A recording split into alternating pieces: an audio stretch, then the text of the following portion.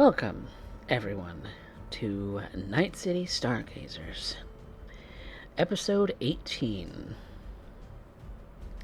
Where we had left off, our wonderful band of edge runners had found themselves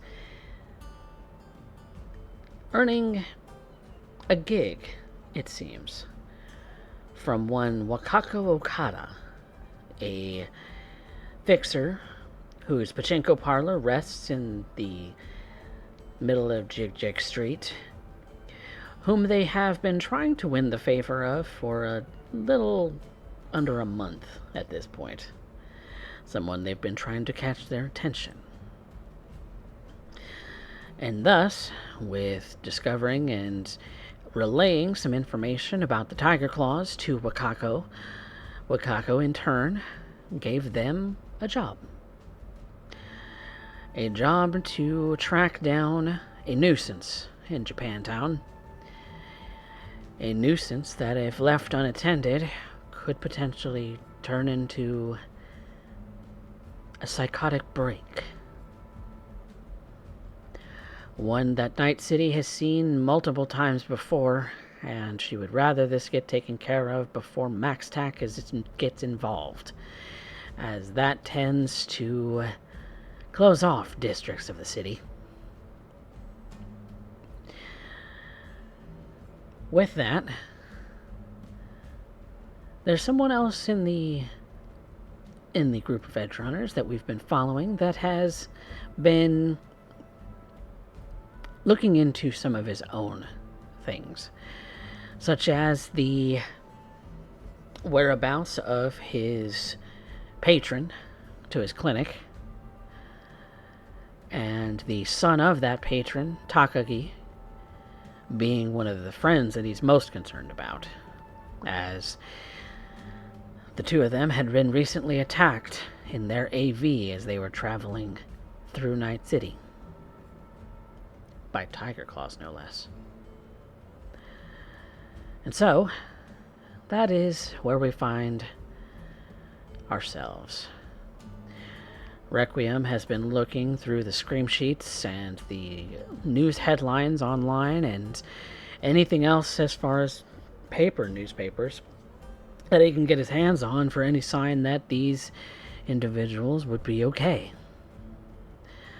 Up until this point, Next Tech Dynamics has been very quiet about what and who was involved in the AV, as well as the status of said individuals should something dire have happened or something a little bit more bedridden have occurred. And so, with the company being a little tight-lipped about one of their executives, Requiem has been doing what he can to read between the lines, seeing what isn't being said. And so far, Requiem, in the work of executives, no news is sometimes good news. You are also muted.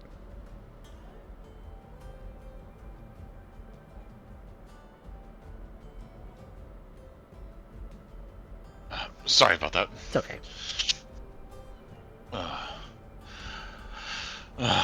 Yes. Sometimes if there's nothing to report, that means exactly what it means. So, at least if there were dead, I think it would have came out by now.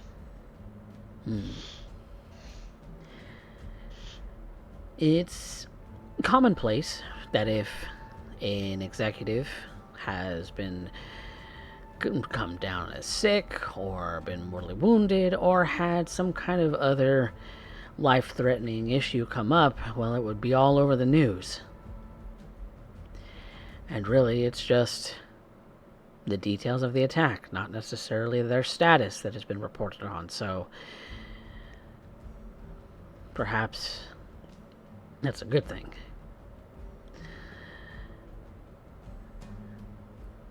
You hear the bell go off in the front of your business.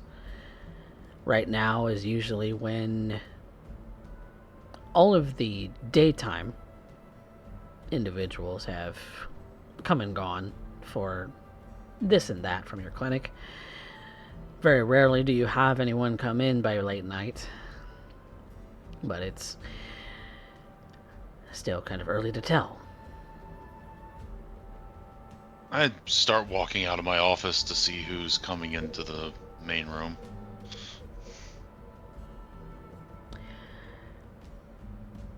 You see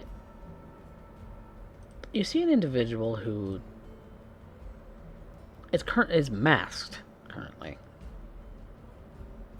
The door closes behind them and they walk up to the counter.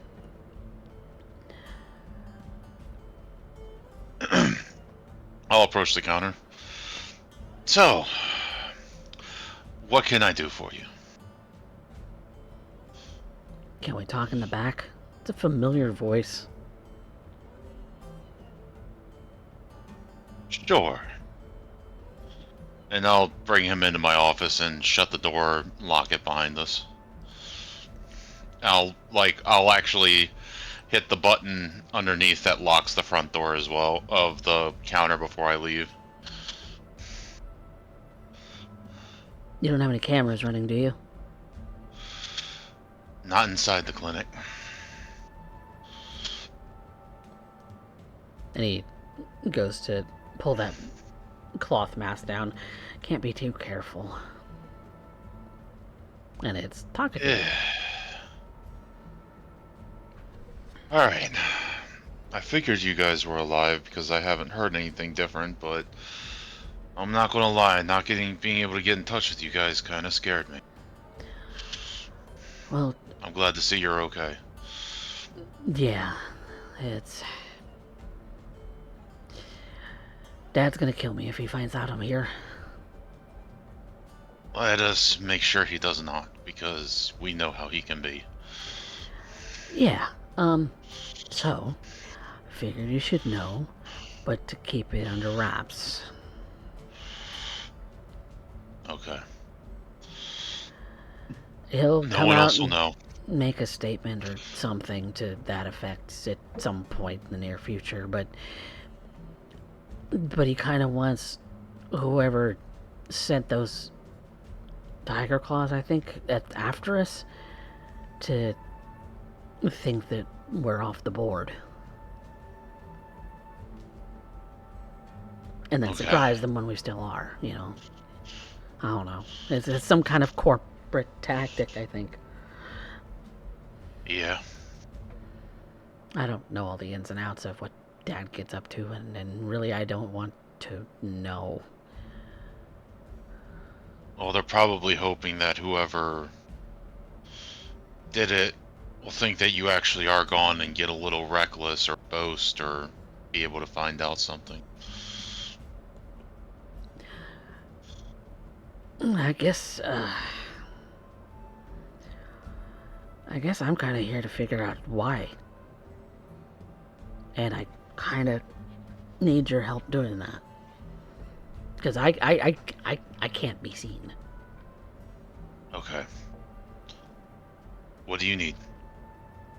Well, plain and simple, who sent them?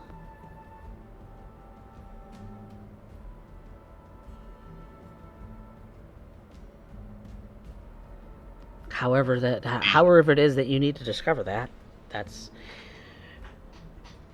that's what I want to know. Do you remember anything specific about any of them?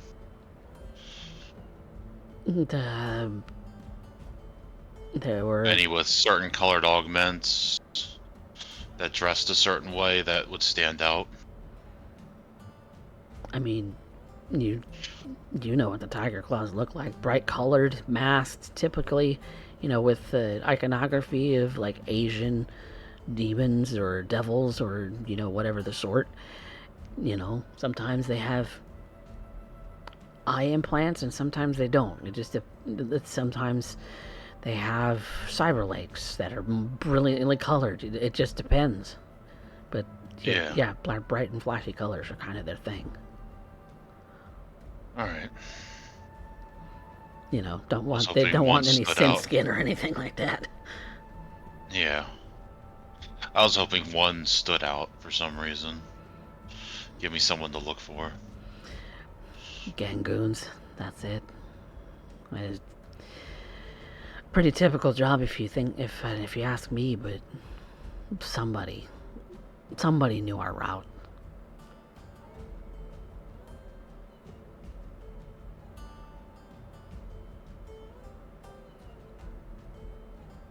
Well, we were on a very particular itinerary, and it wasn't exactly the most predictable.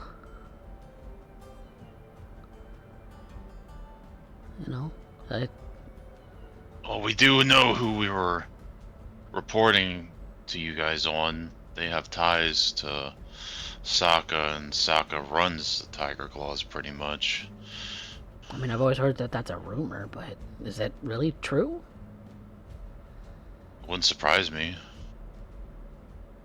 I wouldn't say that, like, officially they would admit to that, but you can't tell me that there isn't some corpo up in Sokka Tower that doesn't have his hands in the dirty game just to make things happen and go away just so they need them to.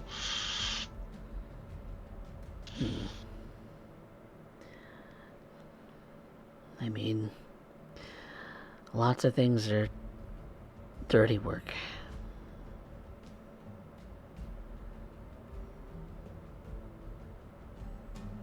So, yeah, that's the plain and simple of it, and I won't tell anybody about you guys, but I will see if I can get some friends to help figure out what happened. I can just call it a personal interest. Well, because I do want to know what happened. Yeah, me too. So, I'm willing to pay you, for information, depending on what it is that you can bring me. I'm willing to shell out some eddies for it. Out of my personal stash. This isn't even coming from Dad. Okay. I wasn't even worried about that, but that might help. I'm just glad you're alright, man. Yeah, me too. It wasn't... Well, let's just say it wasn't exactly pretty. I had to get my hands dirty. And I'm the driver. I'm sorry. It's no big. It's every day. Yeah, but I was hoping that you would never have to do that. Did Tall, Dark, and Grunty make it out of it? Tall, Dark, and Grunty? Yeah, your dad's usual bodyguard. I always call him a different name every time I see him. Oh, yeah. Yeah, he's fine. Yeah, he, Okay. Yeah, he kind of whipped a couple of them into a body bag. At least he's good at what he does. Yeah, well, I'm a good shot too myself. Dad makes sure of that I visit the range, every week. It's good to be able to defend yourself. Because even the driver has to defend. I mean, not that Dad's any slouch, but... No. You can never have enough backup. When you're son, bodyguard, driver, hitman, all sorts for an executive. Courier. Multi-talented. That's why I haven't kept around. Otherwise, I think Dad would fire me.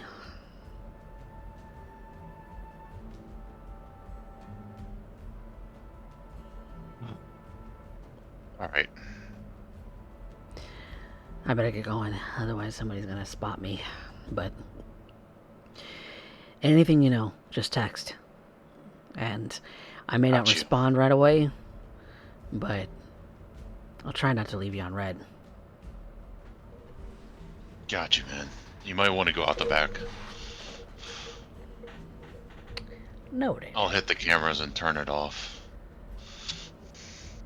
And he goes to put the mask back on.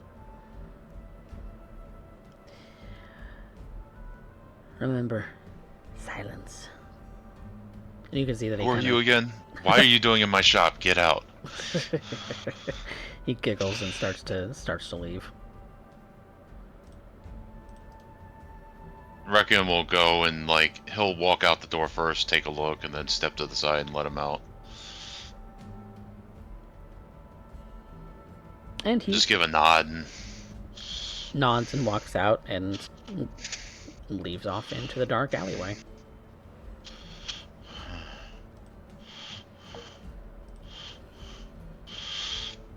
I'll go back in and lock up the shop. And I'm gonna send a message. Trix. Okay. Might have another job for us. Pay is scalable depending on what we can find out.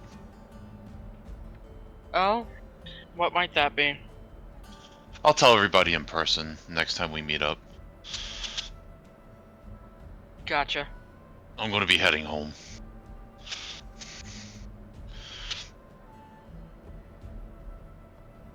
Alright.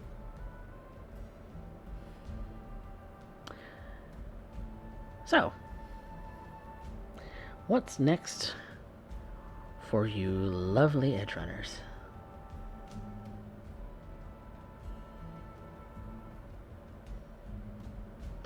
Probably meeting up to discuss the psycho we've got to go after. Okay. So kind of meeting up late in the evening. And Requiem, I guess, is headed home. And you... Do you live with Slideye? I don't quite recall. Yep. Okay. I live with Slideye. Okay. Alright, so everybody's meeting up at Slideye's house.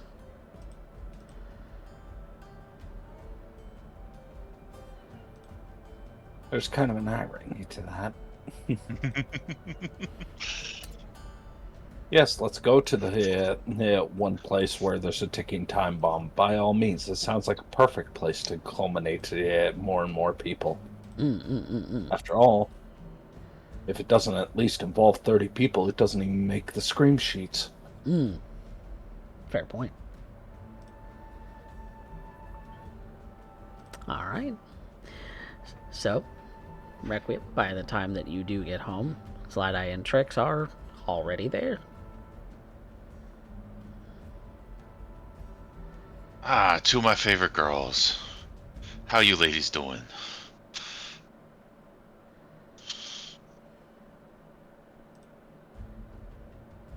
Oh, we're still breathing, aren't we? I prefer you that way. Yes. And he'll take off his jacket and throw it onto his side of the bed. Like the bed that's on his side of the apartment. Probably sit down and Requiem will jump out. Or Dream will jump out and fly over. Yep, he jumps into his little enclosure and just kind of looks like he's getting ready to curl up for the evening.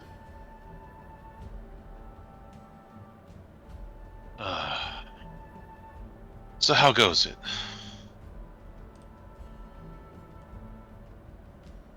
Well, got a new job.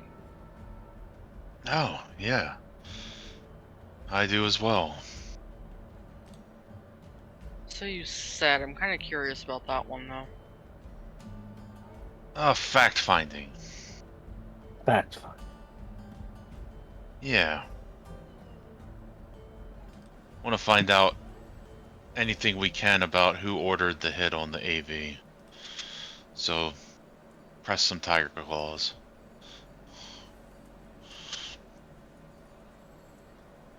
Who took a hit on the AV, huh? A lot of AVs, a lot of hits. You want to be a little bit more specific? The one that we visited 2 nights ago.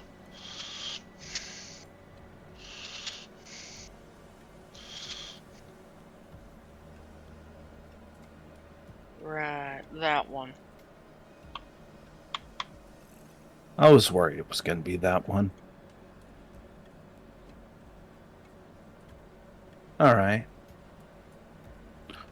So, you got to end up investigating that. Have any leads? Have any way you're going to end up pressing this? Or are we just going to roll up on every tiger claw and shake them till something comes out? Wakako's not going to be happy about that, especially with us having to end up doing this other job in order to get into Wakako's good graces. Well, that's up to the team. Up to the team. I'm not exactly in charge and can't tell you what to do. So if you guys don't even want to do this job, doesn't mean we have to. Wakako may have a blind eye to what's going on. She might not even know what's going on. If she does, she has to end up denying it. And somehow, we gotta end up making sure that this ends up coming out in the wash. We gotta look like the innocent bystanders who are cleaning up a mess. It can't come back to us.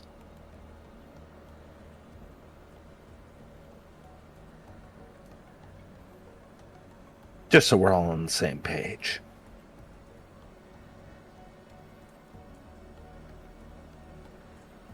So, we got Cyber Psycho to end up dealing with. And we got an AV here to end up going and getting involved in. Cyber Psycho. Are we bringing alive or are we taking care of it? You ever try to bring in one alive? No, but that's why I'm asking for parameters.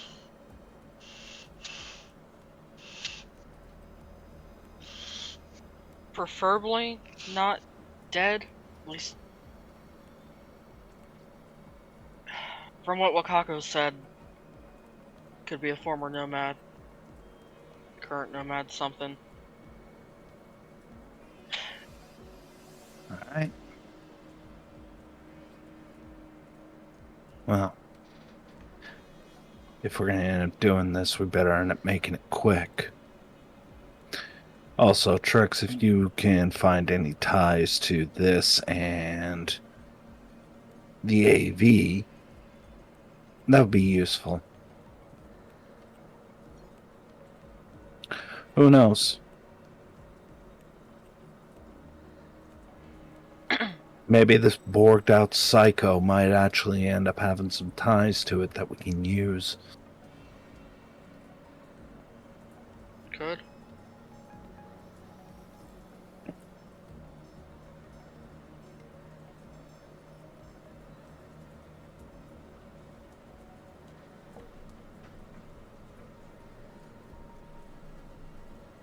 Well, Loup forwarded us the information that we needed for it, so all that's left is getting ready and heading out.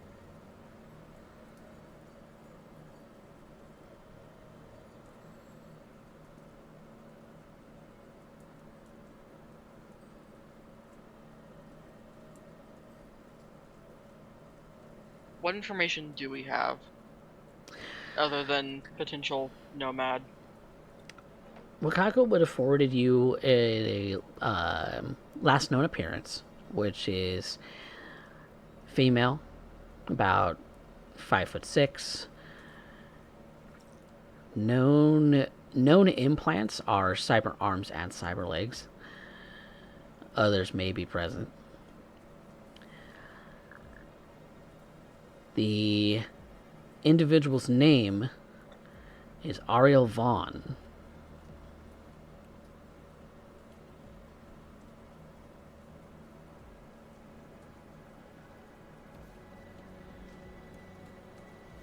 And once you Trix goes. read that name Yeah.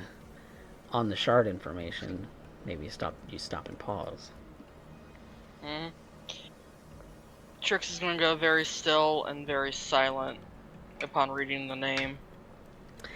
And you know a bit about her. What would, for all intents and purposes, be a solo if she was an edge runner. Yep. Always like to upgrade her tech and be strong enough to take on the world.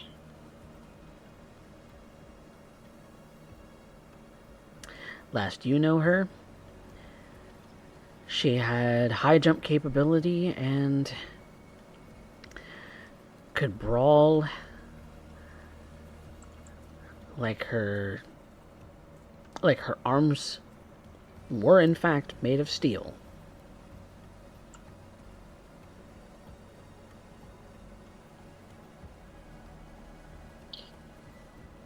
Alright, be prepared for this one to actually jump you. If she's still got them.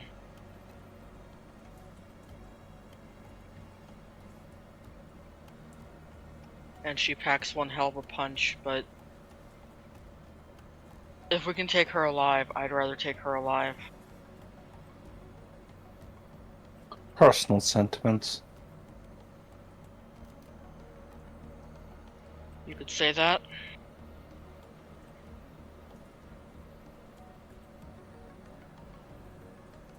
Very personal. Making no promises, Trix. I If know. it's me or them, I will pick me over them every single time. I know.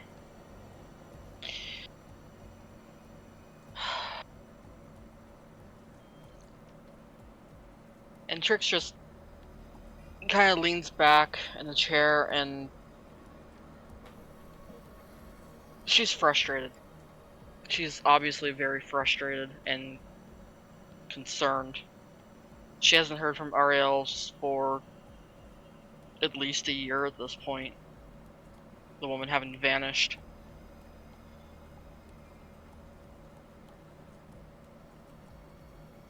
Talk to us.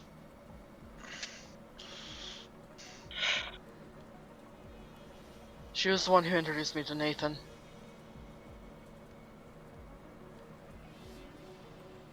First person who had any trust in me in the city.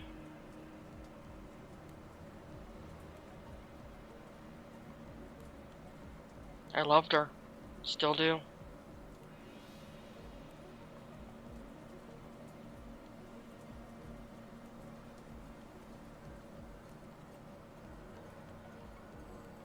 She's gonna send a message to Nathan.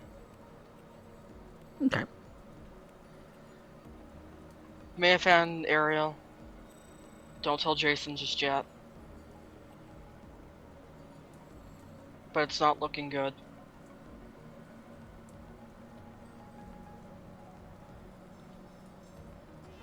He texts back, wait, really? Yeah. I don't want you to tell him because there's a chance she went psycho. We're on our way to find out now. You know where to find me.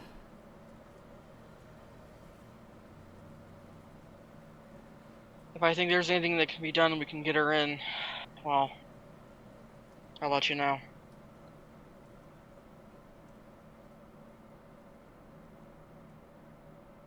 He just sends back a single, yeah.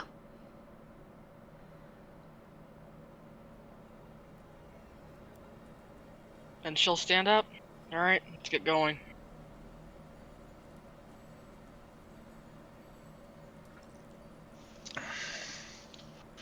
Requiem will quickly like take his shirt off, put his body armor on, get his jacket and stuff back on. Rest of his stuff's in the trunk.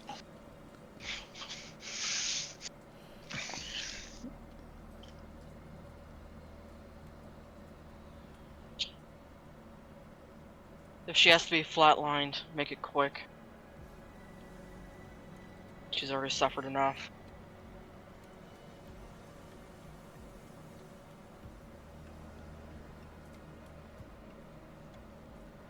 Okay.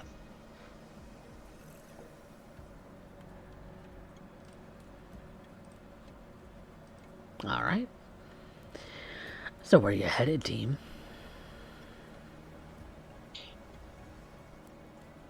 The location Wakako gave us. Good old Japantown.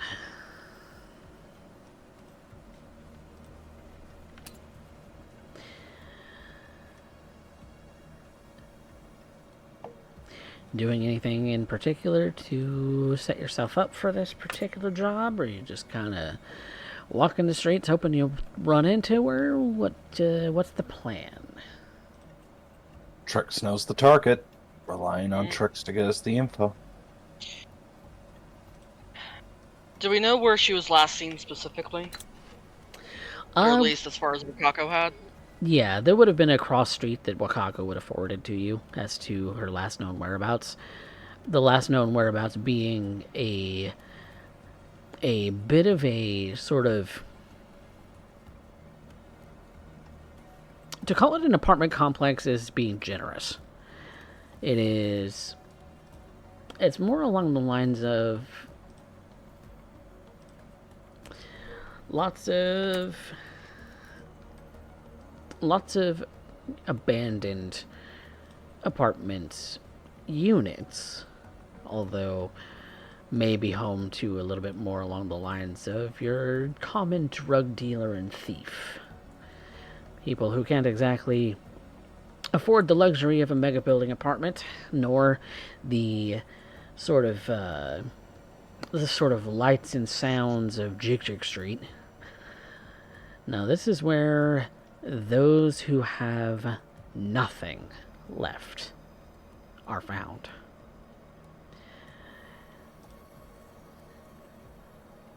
That's where we're going to go first.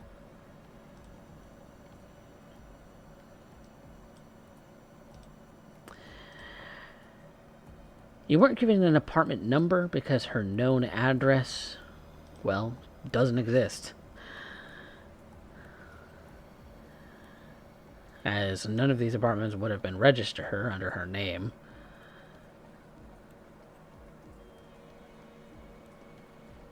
So, it's maybe a matter of knocking on doors just to see who answers. So, how do you want to go about doing that? Anyone hanging around as we get in? A couple people sitting on the steps that look a little tweaked out of their minds. Kind of leaning in and leaning on the wall and on each other to keep themselves from falling any further.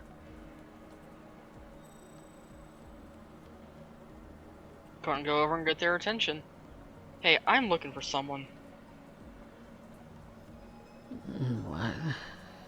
You hear one of them just kind of lazily start speaking. You see that their eyes are sort of bloodshot in the way that that one high on narcotics out of an air hypo might look at you. You know the name Vaughn? Vaughn? No. Who are you? I'm gonna give a friend of theirs. Heard they were in trouble. Everybody's in trouble. Going to give a quick description of her. Nope. Nobody like that. Not that I've Nobody seen. losing But their they shit. also, they say Yeah. nobody that I've seen, but they are also, their eyes are just kind of sort of droopy. Yeah. Who knows how long they've been out of it. Yeah. No one losing their shit. Not that I know of.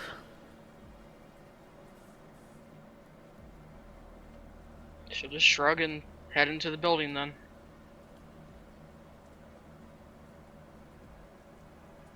And there's plenty of trash and discarded mattresses that seem to be occupied by those who are tweaking out just a little bit on something other than maybe what the previous stair residents had been taking,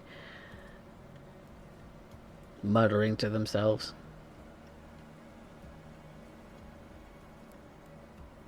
One looks to be engrossed in a brain dance but doesn't seem to be moving at all.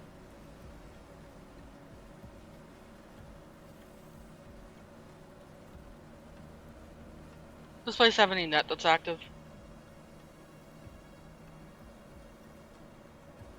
No, because any net that's in this place would have been disabled long ago. Well, that was a thought. Guess we're doing this the old-fashioned way. First door she sees, she's gonna knock on. Okay. So let's see if you can knock on a door and maybe find out some information. So I'm not going to do every door as a little mini scene here. So let's turn this into a roll. Depending what skill you want to use, I will flavor it in such a manner. So what do you want to use?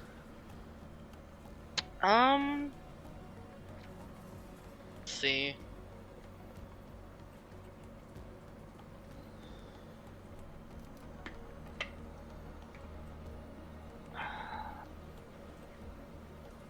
Either persuasion or bribery. Okay. If you're going to bribe, how much are you willing to spend? 500. It's a nice chunk of change. Nothing to, nothing to sneeze at. So make your choice. Whichever one you're going to do is what will happen. We'll do bribery. Okay. Money talks. Money talks. You get a lot of reluctancy and a lot of no answers at the doors. You get a couple of shouts to go away. You get one little old woman who answers the door rather meekly. Doesn't really like the look of you and would have shut the door. Except you say, "I've got cash." Which has her hesitate. And so you ask, does she know an Ariel Vaughn?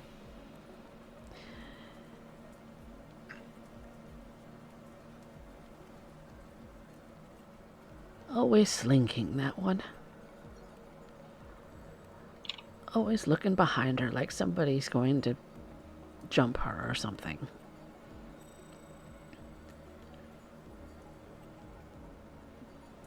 She's got a lot. She's got a lot of tech, which a lot of the residents here don't have. So, if she really wanted to, she could make some money selling them. But she doesn't, and I'm not sure why. She doesn't Know where say she's much. at right now?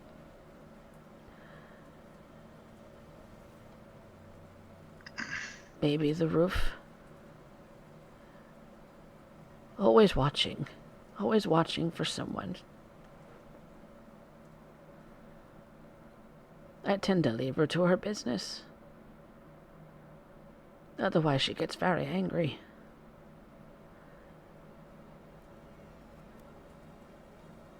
She's Oh, pushed hopefully she's the pushed kids someone are down the great. stairs before. Ugh.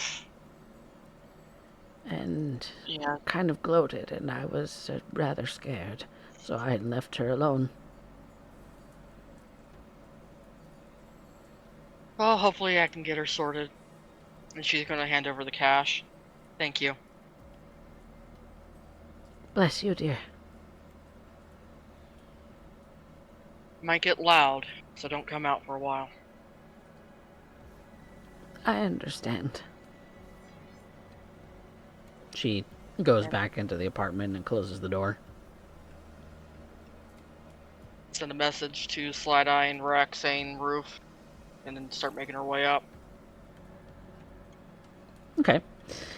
The interior stairwell does lead up to the roof, but there's also an exterior ladder as well. So you all can make your way using whichever method you prefer. Trix is already inside, so Okay. I'll Hey. go out exterior way to go another way.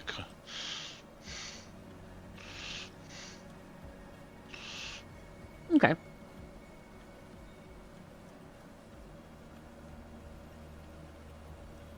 And Slideye, are you going for an interior stairwell or exterior? Exterior. Okay. So you two are going up a fire escape sort of ladder, and Trix is going up a stairwell from the interior of the building. And so you're kind of, without really knowing it, kind of approaching this from two sides, where the stairwell exit will have Trix on a on one side of the, like, if you think of the rectangle of the building, yeah. you're on the very short side where the stairwell was at the very end of the hallway of the building. Mm. And so you're following that stairwell all the way up, where the fire escape goes up the back of the building, from the side, from one of the long sides, from the back long side of the building, not the front. Okay. So you're kind of coming up from two sides, and Trix, the three of you spot her just sitting on the short side of the building. She's got what looks like a scope rifle in her hand, just kind of watching the street.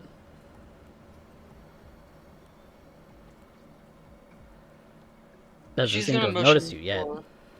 She's gonna motion for the other two to stay back, and slowly start approaching her.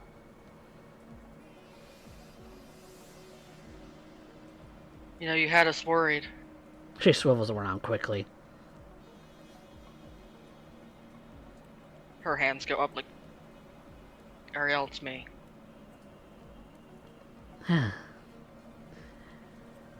Trix. You had us worried. I know. Why'd you vanish like that?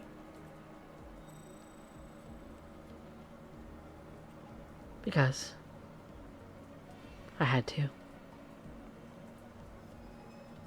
I was being followed. Still being followed. Who's following you?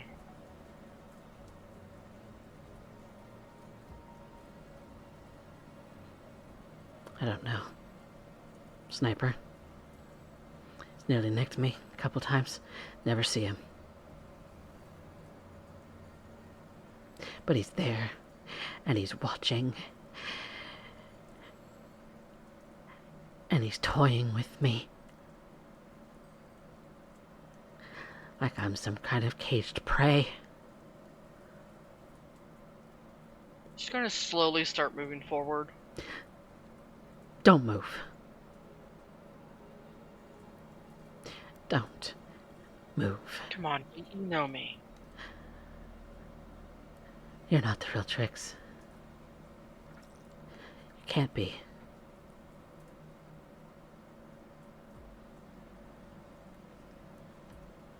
I am. You don't look like her anymore.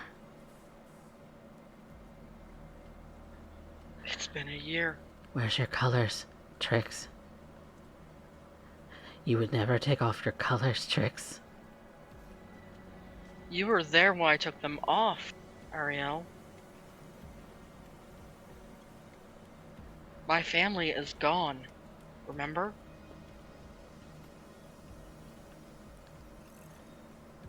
You gave me a place to stay in the city after the fact.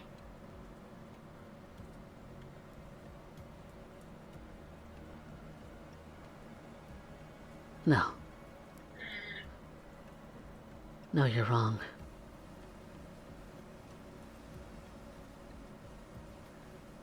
I still have pictures of you, me, and Jason. Remember? Jason's dead. No, he's very much alive. No. No, you're a liar. You're a liar.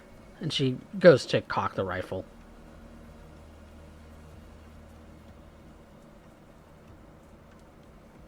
Ariel, he's been looking for you ever since. Nathan's worried. Let us help you. No. No. If that's true, then he's the one following me. He's the one who wants me dead. He doesn't want you dead. If someone wanted you dead, why are you out on the roof? Trying to lure him out. Lure you out. Because you're here.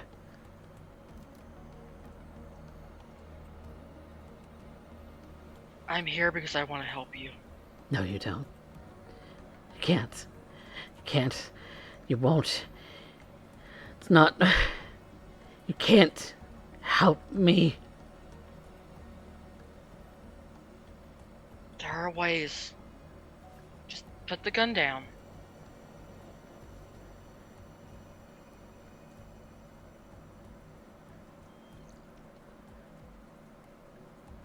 Come on, it's me. No. I don't believe you. I don't believe you. I don't believe you. I can't. I need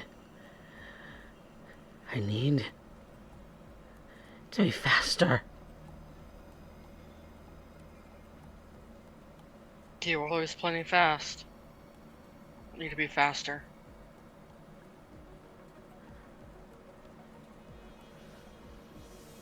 Fastest person I knew. Still not fast enough. Not enough. She's gonna try and move forward again.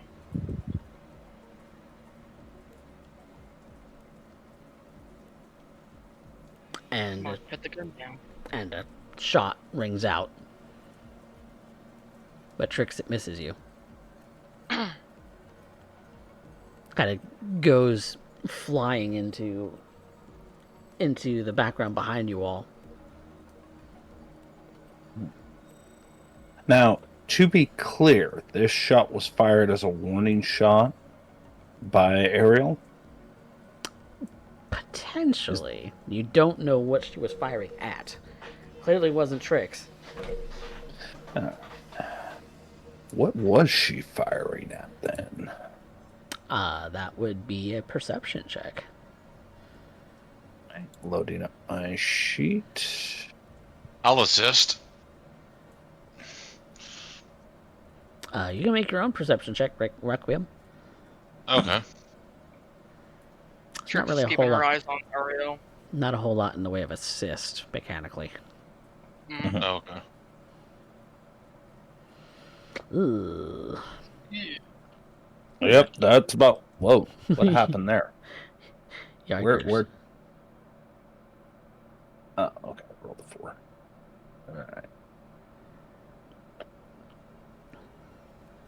And Requiem? And okay, so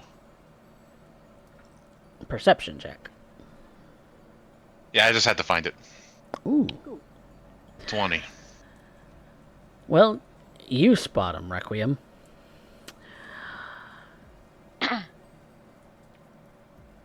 You see on a building,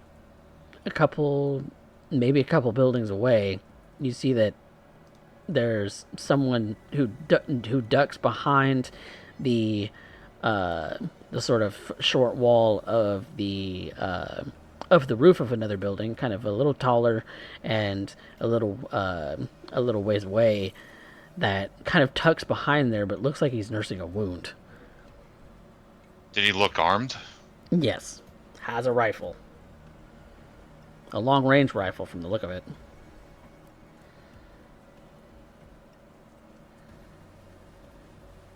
I'm just gonna shout out, she winged him. Shit. And then Ariel starts to book it. Trix. So you see that she jumps very high into the air towards the next building across from you, and starts to make a run for it. Very quickly. And could I follow her? You can, but you would have to make some kind of athletics check in order to be able to make the jump. Okay. Oh, fuck. Really, Coffee? Yep. Really? You're gonna do this to me? Yep. Lovely. Mm-hmm. Yep. I forgot that I hadn't actually switched you guys over to the scene. But yeah, that's the guy that got winged. Requiem saw him, but Slideye didn't. And Trix, you see that Ariel had, like I said, jumped to the next building and started darting to get away.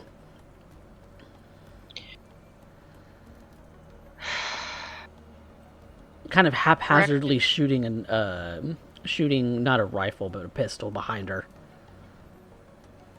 Oh, lovely. Rek, can you get her and see if you can calm her down? I'm gonna go...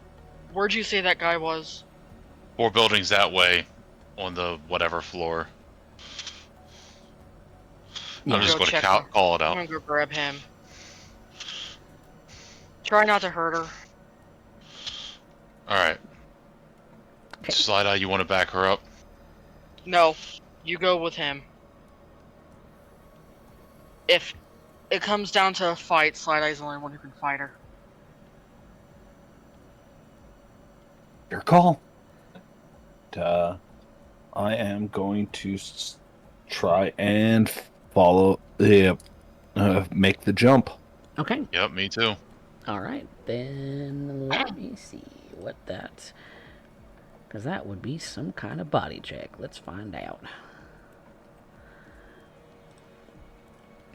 There's an athletics. There is an athletics. So let's have you both roll an athletics. Now, a failure is going to result in you possibly falling.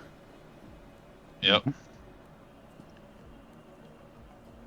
Alright, I'll put And you're probably 4 or 5 stories up from where you up right now. Alright, I'm... Did you putting some luck in it? Yeah, I'm going to put 2 luck in it. Okay. Roll the 20. Ooh, Slideye can make the jump. 17. Ooh. Yep, and so Requiem, you are able to jump the building too. Now, that is to say that it stings a little because you're jumping onto a concrete building, but you are no worse for wear. There's no injury, so you can take off running after her. So we'll come back to that in a moment and continue this in a few minutes. But Trix, you got pointed out that there was a guy in a building about 4 buildings over, a couple floors up from where you are currently, that got pointed out to you. Yep. Taking the fire escape down and heading that way. Okay. Now, is there a fire escape going up to where he's at, or... Potentially, yeah. There's definitely ways to get up the building. The question is he going to be able to evade your capture? That is the real question. So we'll make this some kind of awareness check, like a tracking. Pretty good at tracking. Ooh, that's a crit on a 19. Okay. You get up to the floor where he was, but he's obviously not there currently, but you see a few drops of blood that have seem to be pointing towards the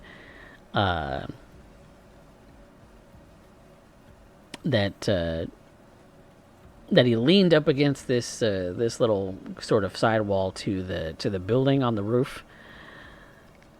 Kind of maybe sat there for a moment before moving on to somewhere to hide. If there's a blood trail, she's following. Okay. And since you got a crit on your tracking, it takes you a few moments, but ultimately what you find is he's maybe a little more than winged. That a couple of these big sort of splotches of blood are bigger than just drips. And so you ultimately find him having ducked into a corner behind this building, hoping that he'd stay out of sight. On the way over, she would have pulled out her heavy pistol. And seeing him, she's going to raise it up. Wouldn't move if I were you. Fuck. He kind of raises up his one good hand. Yeah, you got me. Now what? Go over and kick the gun away from him if he's still got it. Yeah, he's gone and dropped it. Yeah. You want to tell me why you were after her? It's a job. From who? Doesn't matter.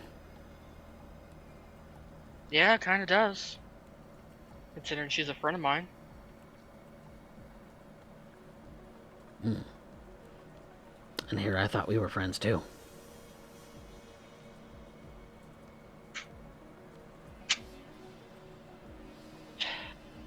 Really now. She recognizing? Yeah? That's Alex. It takes her a moment before she lowers the gun. God. Alex, what the hell are you doing? Like I said, a job. That's what people in Night City do, right? I mean, what are you doing here in Night City? I could ask you the same question. Fucking hell. She's gonna kneel down and start tending to the wound. How do you know the bald chick? Lived with her a while. Slept with her. Answer your questions? Yeah. Now you want to tell me who hired you for this? Me?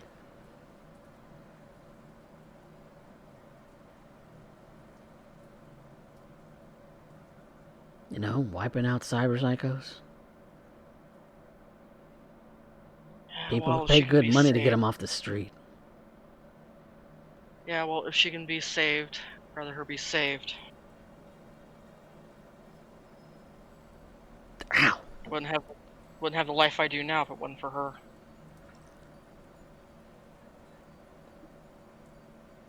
She's a danger to society.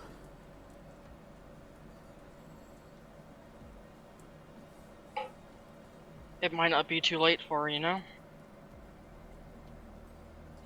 And you want to pick up every frickin' stray dog?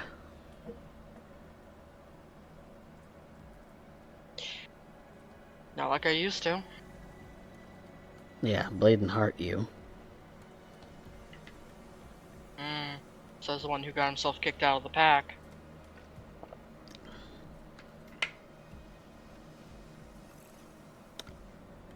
Look, I did what I thought was right. Whether the clan was with me or not.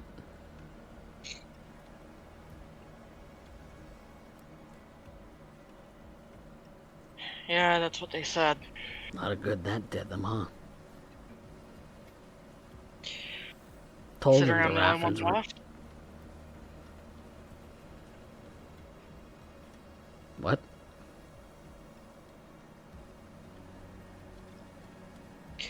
They got wiped out a few years ago. Yeah, I heard. Mom, Dad included. As far as I know, I'm the only one out of that pack that's still around. Yeah.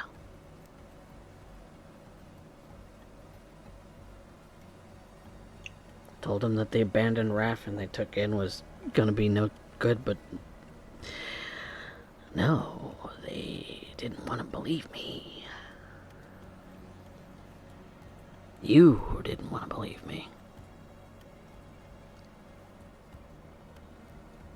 Yeah, well, let's not try and dwell on that one now. Who do you think fucking snitched?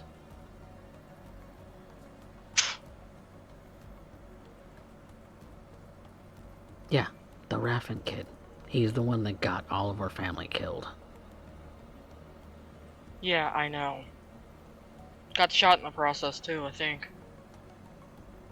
Because I certainly haven't heard hide nor hair of him lately.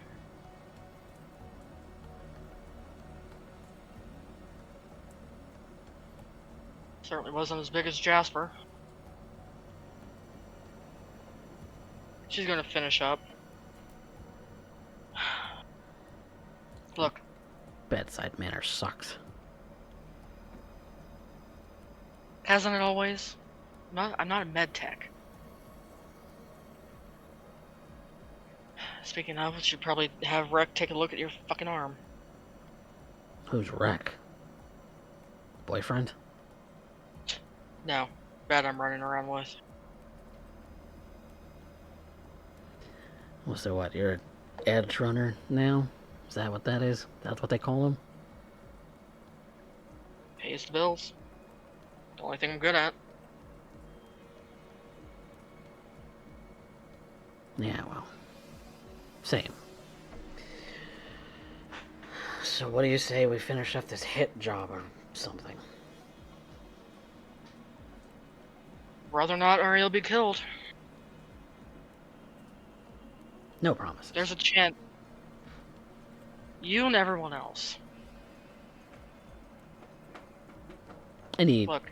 stands up and dusts off his sort of trench coat looking ass. I know someone who was brought back from crossing over the edge. Gives me a little bit of hope that she can too. It's not too late. Yeah, well, I've been hunting her down for months. Bitch is fast. Yeah, no kidding. And you all fucking screwed up my shot. Yeah, well, you screwed up me talking her down.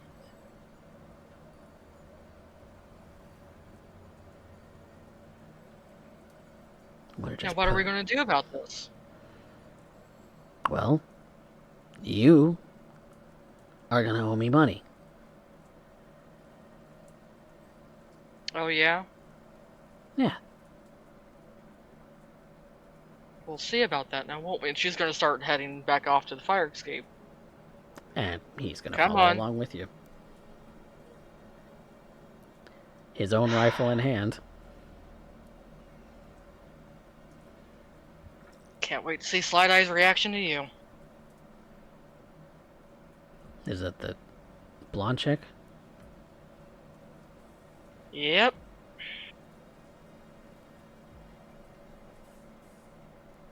Good old Slideye.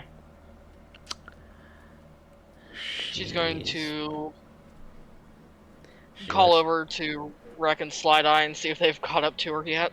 Okay. Requiem and Slideye, you are giving chase.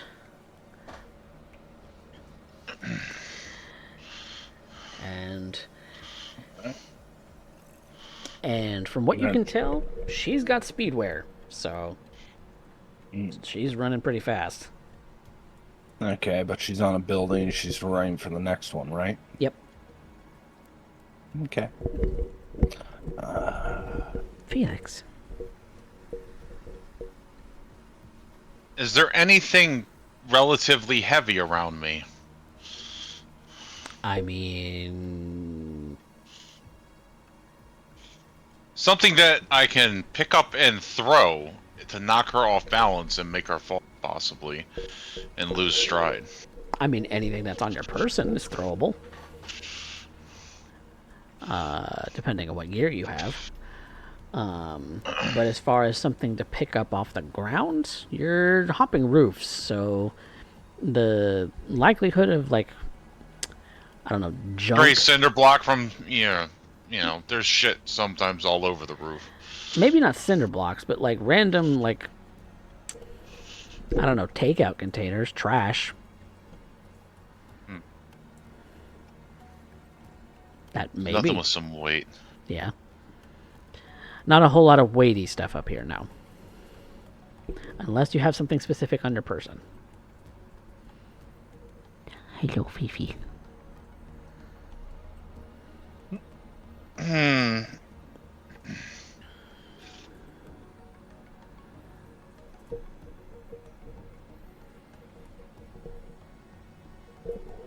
I do have one thing. Oh, yeah? I have a smoke grenade. Have a smoke grenade. You can try to chuck that at her. Clock her in the head if you want. Yeah. And so I'm going to consider that a... You're going to be making a standard grenade attack. Because you do have to aim it. And since it would be... And now, if you're intending to knock her out, or at least throw her off balance, that would need to be a declared headshot. Okay. So, I think a called shot of some kind... Oh, I didn't know because I'm throwing it with gorilla arms, if that matters. Not necessarily. It just means, I mean, it would... Since you're using it kind of like a thrown weapon rather than its real intention as a smoke grenade, there's a whole thrown weapon attack thing that I don't have open. That will take me a second to find out what you would be doing. Hang on. Because that's an attack roll of its own. I don't have my book open.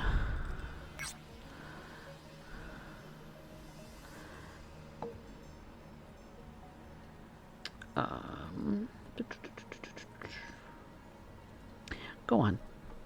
Go on, Felix. Go on. You're in the way. Go. Go, go, go, go. Go. Get out of the way. Let's look at ranged combat. Okay. Well, you're not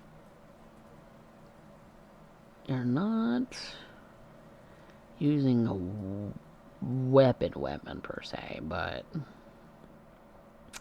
Thrown weapons. Thrown? Yes. Go on, Felix. Go on. Is that somewhere else on the... It's in the the second book, the show book. Oh, okay. There's a thrown weapon. Okay. Does that tell you what the roll for that would be? Because I'm thinking reflex.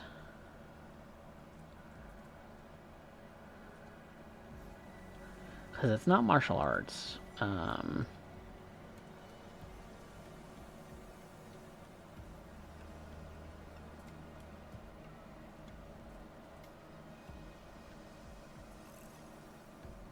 Yeah, that just Attackers REF plus athletic skill plus 1d10.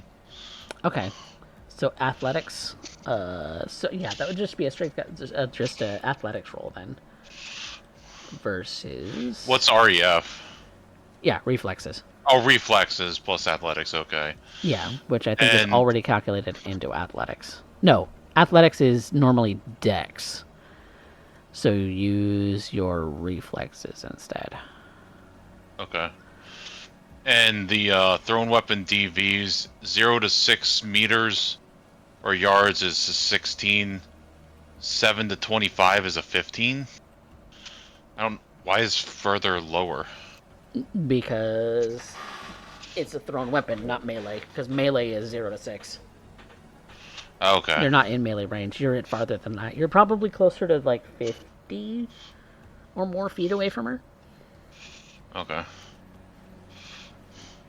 So whatever the 50 plus DV is.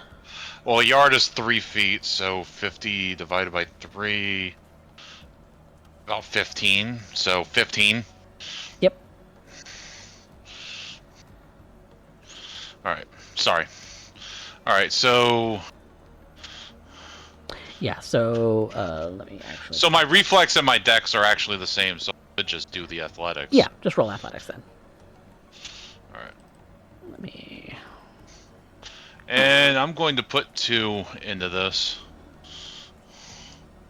Because I want to nail her ass and slow her down. Okay. Nope. Oh, 13, so... Yeah, that's not going to do it. So your smoke grenade is lost. It is not Oh, well. retrievable. And you miss completely. I'm just going to try to yell out, "Quit running! We already got someone picking them up."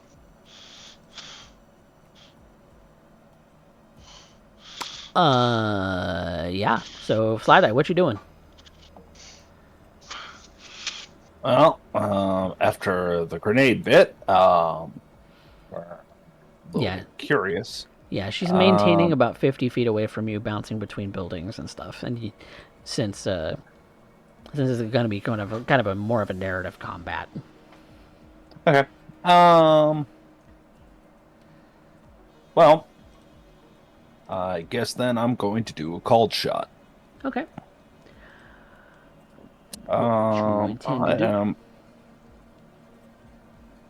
speedwear, presuming artificial legs. So I have absolutely no qualms about kneecaps right now. You're welcome to shoot out some kneecaps. So you're, again, at about 50 feet away from her, so which should actually be a pretty good range for a handgun, if you got one. I was thinking assault rifle, but sure. Or an assault rifle. If you want to do a shoulder arms check. Because the rifle would be a shoulder arms, a pistol would be handgun. Okay. Those are the different attack rolls for them. Okay. Well, then... In this situation, you would think that Slideye would not instinctually go to handgun. I'm thinking because she has a higher dex than she does. Let's see, what is shoulder arm? Shoulder arm is based off reflexes. I am going to put 6 luck into this. Okay. Ooh, and that's also a crit too. So yeah, you called shot on it, so you got the crit, and you inflicted a critical injury. I would I would definitely say, thematically, you have shot out that kneecap. Which does cause her to stumble.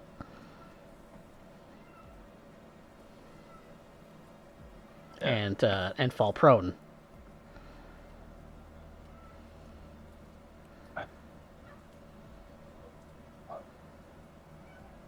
As she's struggling to get up, cock the hammer back, have her dead to rights, looking her over. Yep. Even from prone, though, she is going to try and shoot at you.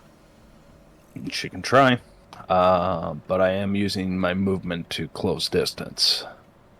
So Yeah, I will as well. You can move to a close distance, and she has a rifle in her possession at the moment. So she is going to...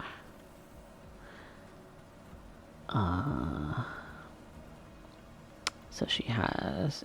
This does this already include the mods?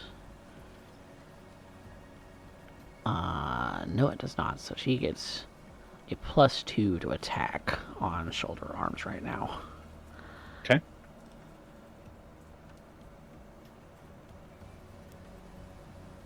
Which would be a 13. Let me look at her weapon. +2 because she's prone? Do No. I understand that? +2 because of her combat abilities. Okay. But I would also say that that's negated because she's prone. Okay. So It's just sometimes you go prone for a long distance shot, right? So yeah. I'm trying to fill it out narratively. Yeah, let me actually look at the chart, because I think at that close a range, a 13 or a 15... No, yeah, 13's gonna miss. So, let me look at the shoulder arms chart real quick.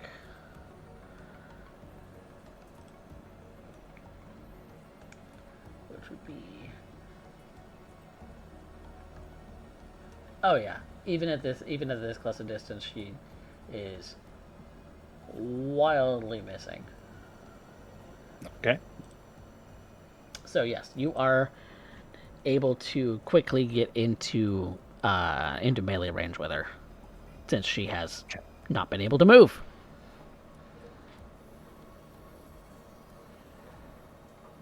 Alright, I'm going... Oh, sorry, go ahead.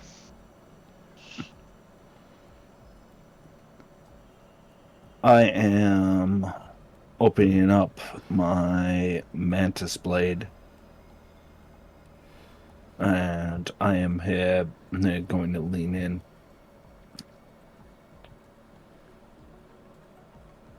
Trix wants you alive. Trix cares. I don't. Make your move.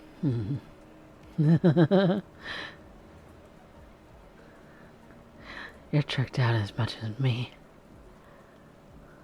More.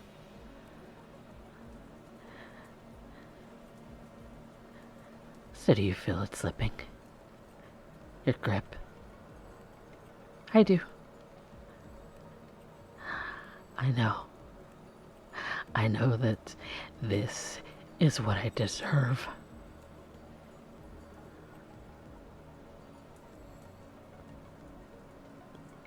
I'm a danger, and you know it. I know it. Yeah. I put the heavy pistol to her head.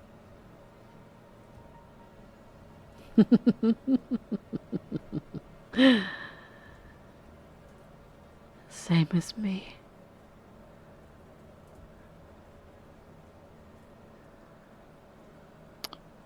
Requiem's going to walk up and put his hand on Slideye's shoulder. There's nothing that can't be fixed. We don't get to be fixed, Rack. I'm sorry, which one of us is the doctor? You are aware she has a cocked hammer heavy pistol to this woman's head, right? Yes. Okay, just double checking. I'm going to reach down and pull the rifle out of her hands.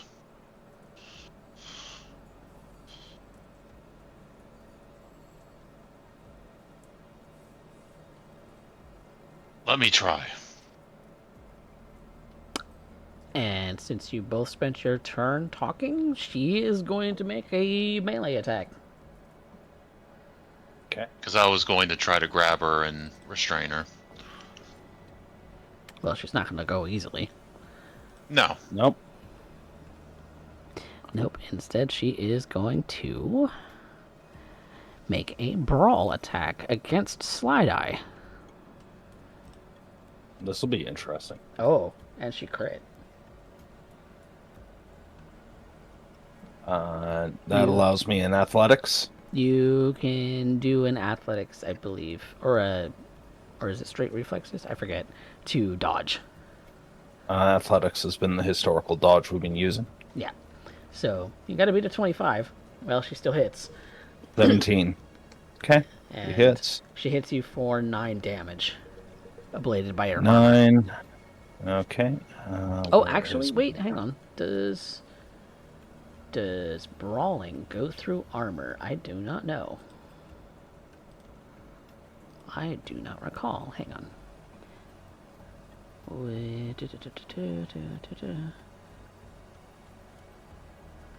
Okay, yeah, it still works the same. Using the brawl skill to attack, the damage dealt with each blow scales with the attacker's body stat. How much damage does she do? When dealing damage, a brawling attack does not ignore half the defender's armor.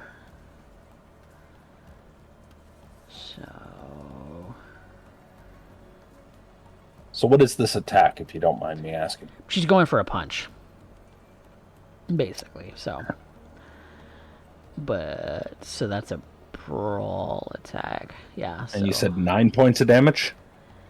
Yeah, ablated by your armor. To attack and damage. That doesn't even cut the armor. Okay. She's punching into solid armored synth skin. Mm-hmm. And she's feeling that.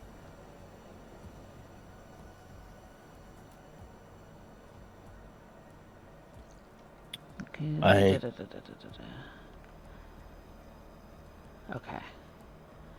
Taking any damage, your armor in that location is bladed. Okay.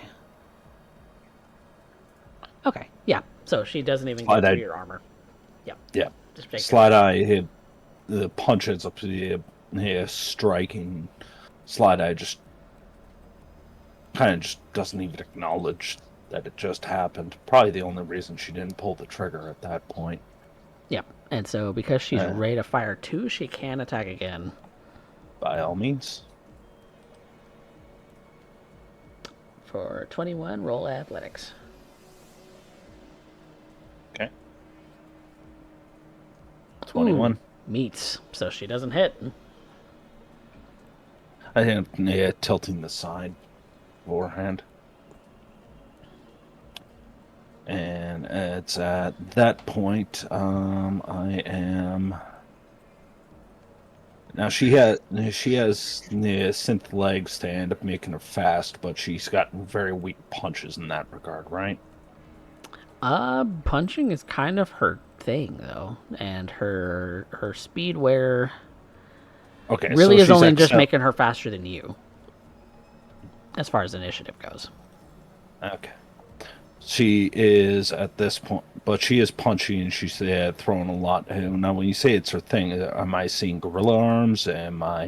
Is there any indication? I'm getting the impression that she is a threat to me at this time, or is this a case of she just might not be physically capable of doing anything without that leg? Does not actually look like she has cyber arms. These are flesh arms.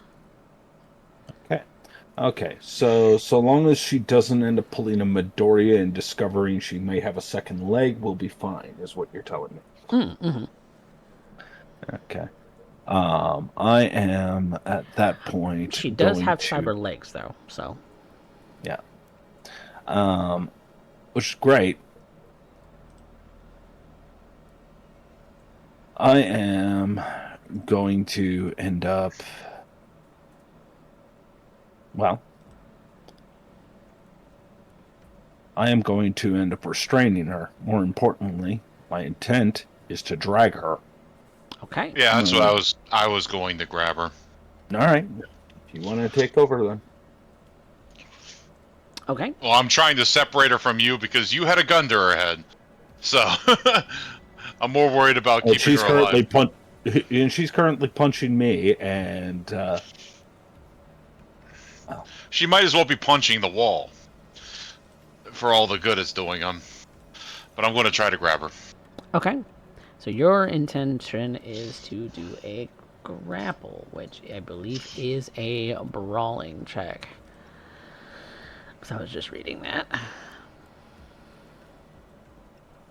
Oh, that's vehicles. Da, da, da, da, da, da, da, da, da, da.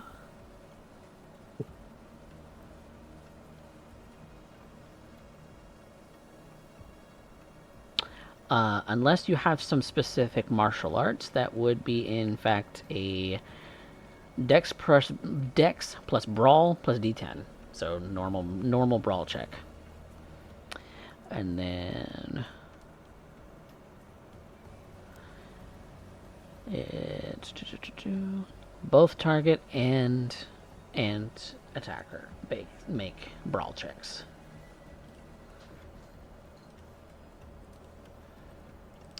Okay, so she is going to make a brawl check.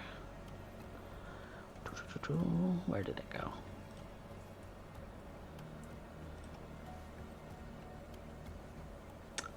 She has an 18, so she beats.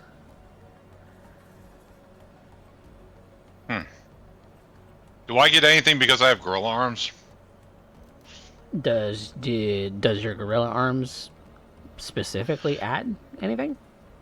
It makes everything that I do body 11. Yeah, so you would already be rolling at body 11. But brawling is not off of body. It is off of dex. Oh, okay. Yeah. Yeah, she's too quick for me to grab. Let me look at that. If you win, well, yeah, no, yeah, you didn't win. You actually lost that contest. So, Slideye, your turn. Yep.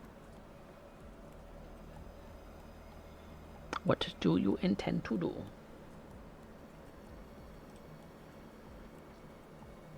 he said he got it.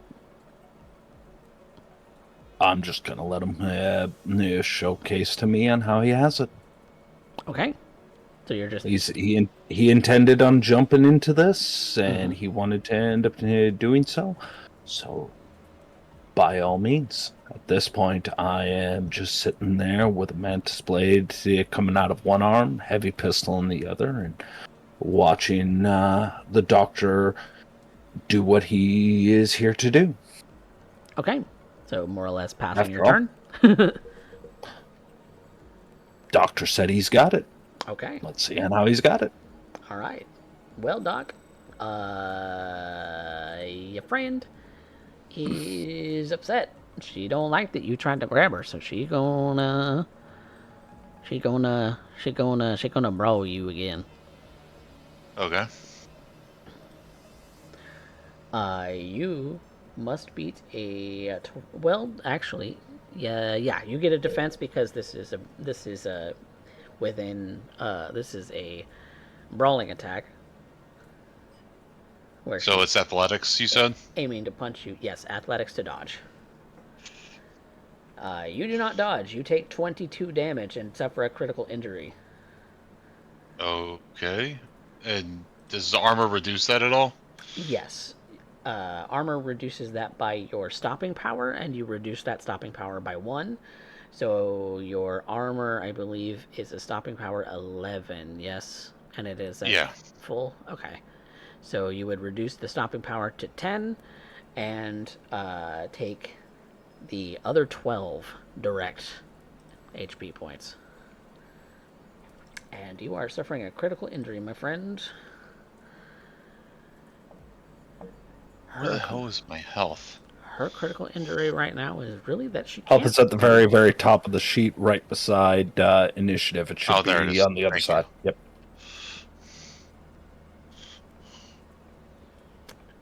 Where is my critical injury table?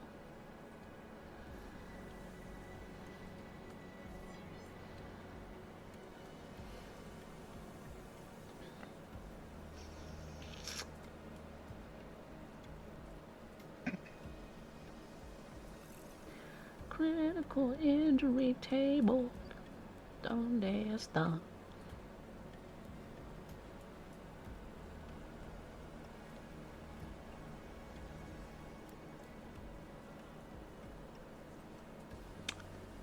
Ba, ba, ba, ba, ba, ba, ba, ba, ba, ba, ba.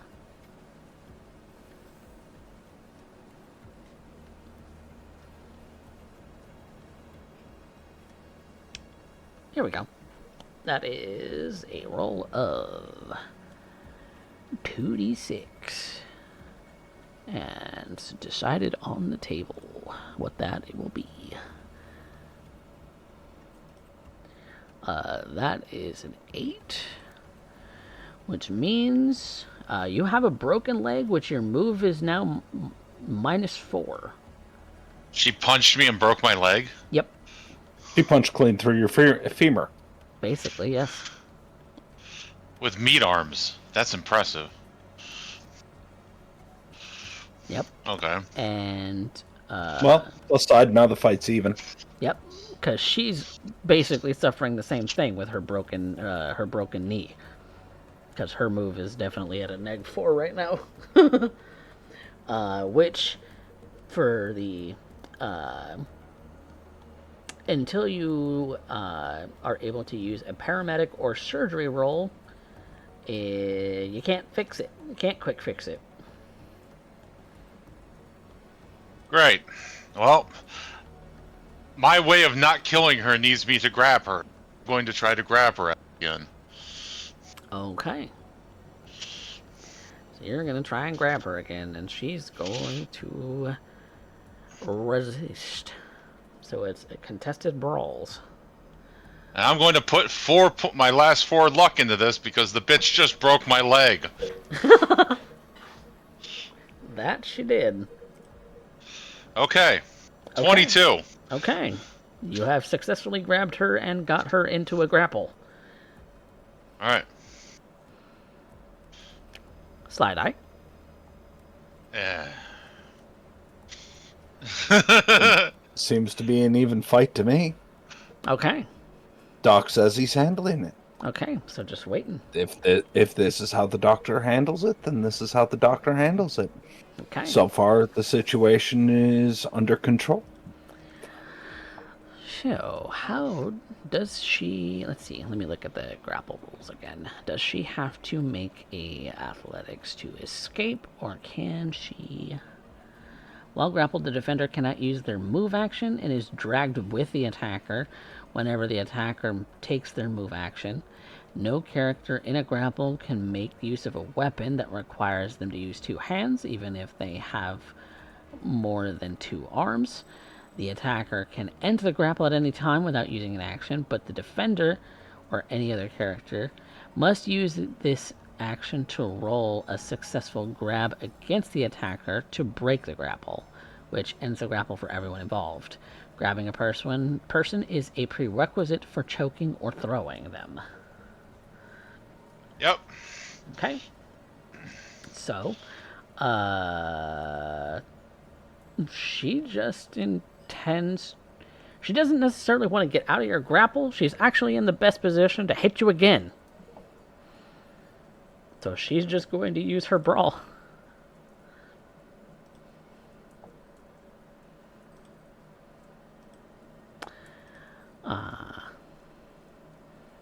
So she's just going to brawl attack you. And is just going to punch you in the gut a couple times. And since you're in a grapple, you can't really dodge. But she gets a -2, if I'm not mistaken. Her move is she can't move. Why was she gonna -2? Hang on, give me 1 second to look at that again. I thought I remember -2 for all something about- actions. Okay, but at the same time, that -2 would just put it to a 16, and you aren't in a position to dodge. So I can't defend myself at all. I mean, you've got her close to you on purpose. Okay. It's a case of she can't dodge, you can't dodge. Yeah. So that's going to be 15 points of damage ablated by your armor. Make sure to reduce your stopping power by 1. And she can hit you again. Alright. I would argue that I could hold her and limit her movement, but yeah, you've stopped her movement, you have not stopped her actions. Never mind. I'll tell you what I'm thinking later after session. That's how the grapple rules work. Okay. I mean, unless you were wanting to do some specific thing after having grappled her. A choke her ass. Okay. Then that's an action you can take. Yeah. But the second attack doesn't get through your armor, so you're fine. Okay. So, well, it is your turn. I immediately do 11 damage to her. Because I choke her. Okay, and let's see. Let me look at the rules for that. So we're looking at a choke attack. If you are currently the attacker in a grapple, you can use your action to choke the defender. You are grappling, dealing your body stat directly to their HP in damage. If damage dealt by a choke would reduce the target with more than 1 HP to less than 0, they are instead left at 1 and unconscious. This damage ignores armor and doesn't ablate it. Okay. And additionally, if you choke them successfully for 3 rounds total, they still go unconscious, even if they're not at 1. Okay, so what is the defense versus choke then? Getting out of my grapple? Oh, yeah. She can try and get out of the grapple. That's true. Okay, which is, I believe, a contested brawl on your on her turn. So you now. Oh, sorry. Go ahead. So you are doing your body stat, which is 11 damage because gorilla arms to her. So let me go ahead and calculate that. Is there a such thing as non-lethal damage? Yeah, that's exactly what you're doing. Okay, no, like if I were to try to hit her, could I try to pull my punch so I don't kill her? Is that a thing? No. I mean, you reduce a character to 0 hit points, they go to death saves unless they're stabilized. Okay. So, you can't on purpose keep her from making death saves at 0 hit points. Unless you're choking. Alright. Or you have a weapon that is specifically non-lethal. And I don't think gorilla arms are specifically non-lethal. No, they're not. It's trying to be. It's trying to do non-lethal with a pile driver. Yeah, but No, I didn't think it would work. But, I gotta learn the system. Yeah. We're all learning the system here.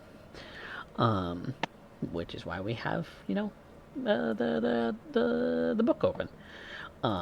So, you on your turn are purposefully choking, which is going to reduce her by 11 hit points. And so that is your turn. Slideye, anything? Or just watching? How would I end up best assisting the doctor in subduing as he's got the hold? Alright, he's made his point. Now I know what he's actually trying to do. How would I end up best assisting him in order to give him the best chance in order to end up succeeding? Is there an action that is that I would be capable of doing at this point, outside of ventilating her forehead. You could also jump in on the grapple. Okay. So that would be a contested brawl between yourself and her. Would that help in his success in that regard? If you both can actually make your choke actions, you would reduce her hit points much faster. All right.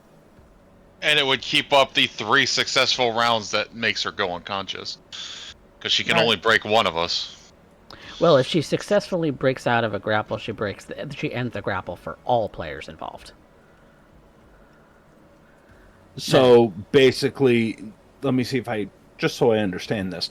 Mechanically speaking, effectively it serves as an advantage roll in D&D. We're both rolling. She has to break the highest contested. Yes. Do I understand that correctly? Yes. Okay. All right. And we're also doing more damage to get her unconscious together. Yep.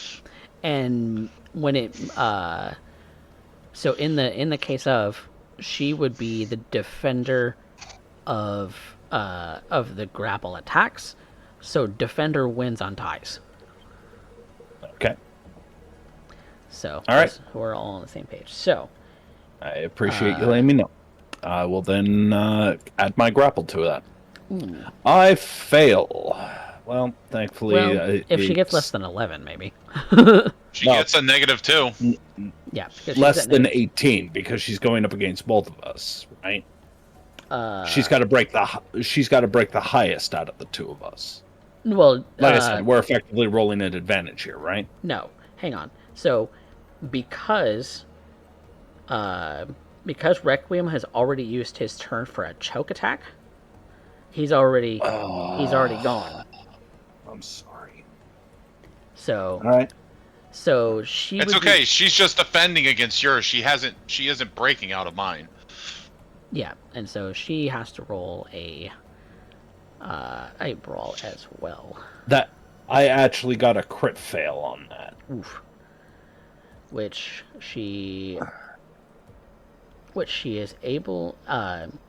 So since this is your turn, and she is defending from your grapple, she is not grappled by you. You are not successful. She is still grappled and choked. She's kicking me off with the one Requiem. good mechanical leg. Yeah. Got it. She is still choked and being held by Requiem. So, on her turn, she can try and get out of the grapple from... Well, since you were not successful, she would have to break from him. She would have to break from both if you were successful. On her turn. So, that is, I think, what she's going to do. So, Requiem. Contested brawl, please. Alright.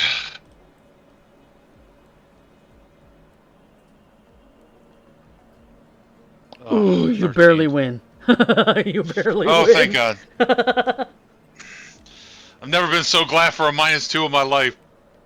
Oh, am I silent rolling? Is that what's happening here? Yes, I am. Yes. Yeah. So you're not seeing my I was rolls. taking your word for it. Yep. So she's on a 12. I doubt you would cheat me. No, I would. I'm not intending to cheat. So, yeah, she got a 12. You got a 13. So she is still successfully grappled by you. So that is her turn. She cannot move because you are holding her there. I'm going to choke her again. So choke her again for another 11 HP. Ouch! Ouch! Ouch! Ouchie, my bones. Okay. She's not down yet, but that's 2 rounds. Requiem, Slideye, what you doing on your turn? Leaving it to Requiem. This is his fight. If it's my turn, I'm choking her for the 3rd and final round, and she's going to sleep. Oh, so that was that. Yeah, the second round of choking was your turn. She's still gonna try and get out on her turn. All right, I will continue to try and assist the brawl as best I can. So if you're attempting to make a choke, go ahead and we'll contested brawl on your turn. Yep.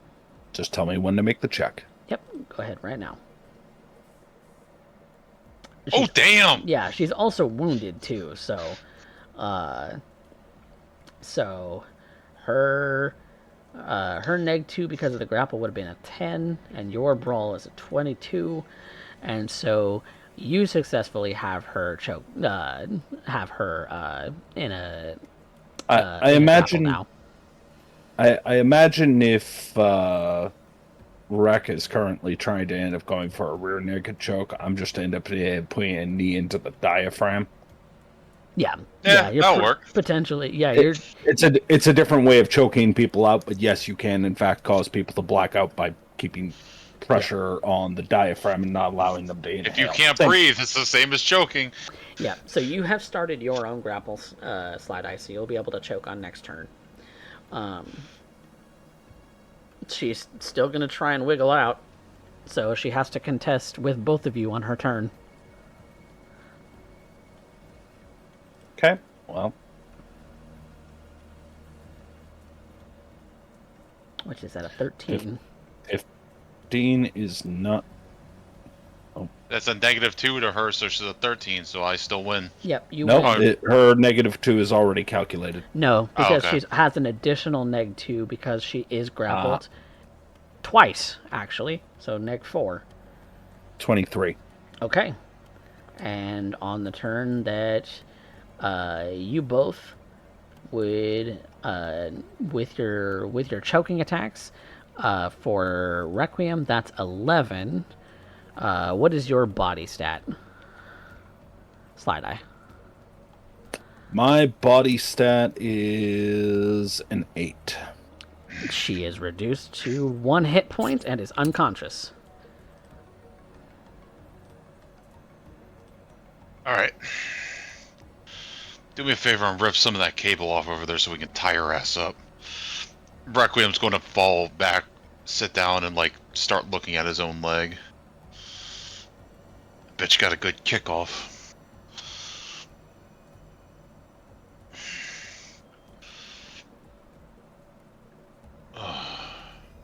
And I guess I will end up doing so. Trying to end up pulling out from my own pack, specifically to end up using restraining equipment. Yep.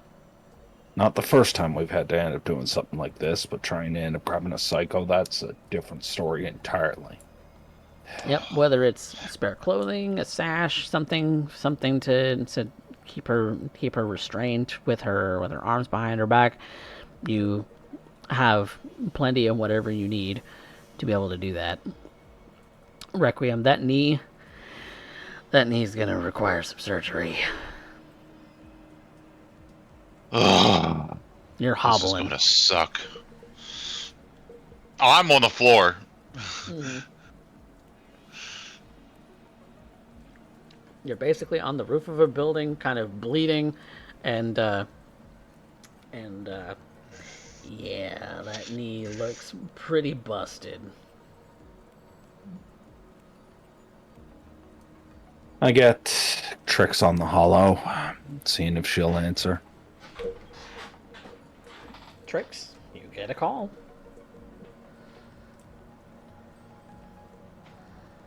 Sending you deets. Rooftop.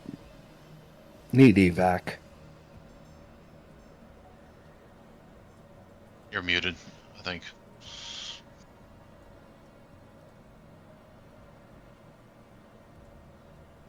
Sorry, I forgot to unmute this one.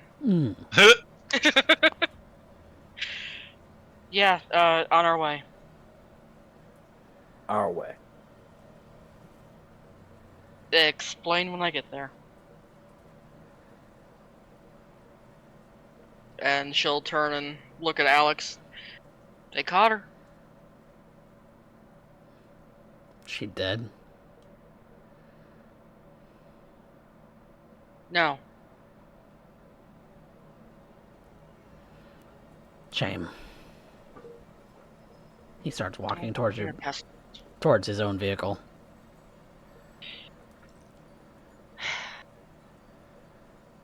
help pick her up, or Yeah, I mean, skip out?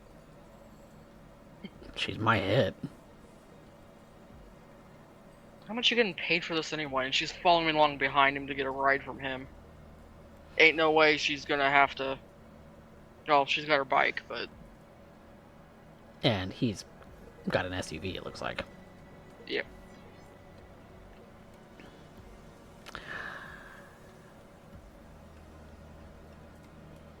Yeah. This one was personal. Oh, really? Yeah.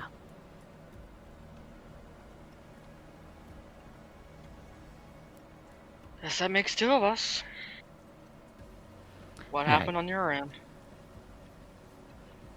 I don't see how that's any of your business anymore. Come on, I told you how I was connected to her. Yeah. As in, you left the family. In fact, I left the family because I had to. Me and you were done. You know, figured that was the end of everything. And then now I find you here in Night City.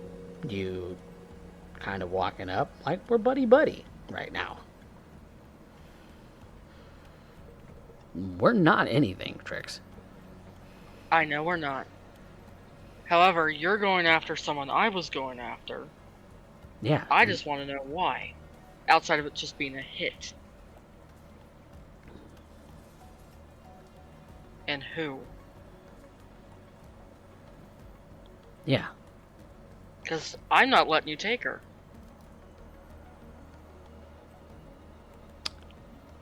Do you plan to stop me? I can.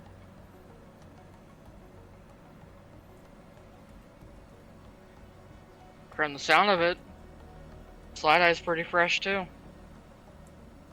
Yeah. But you won't. I'm not letting you have her, Alex.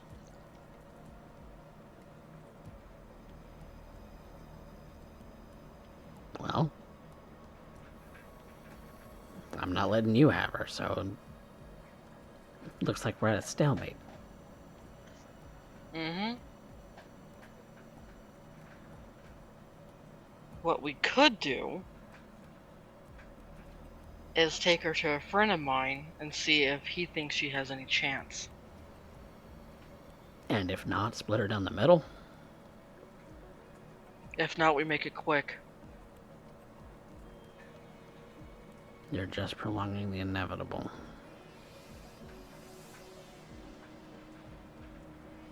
Like I said, a friend of mine came back from crossing the edge. I have to think there's a shot. Well, your friend may not have been as badly chipped in. Or maybe not as prone to being psycho.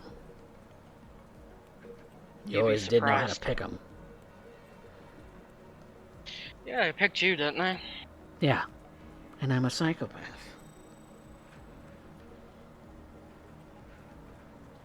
What was the reason we got along in the first place?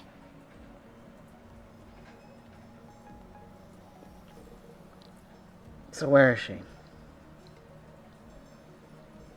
Gonna give me a lift over if I tell you? Fine. She'll climb in and give him the address. And he drives his SUV the block and a half, 2 blocks to get there. She'll go in and start heading up to the roof. And Alex is following very closely behind. His own weapon drawn. And at that point, she'll send a message to Slideye saying, keep her covered. So Alex can't get a shot off on her.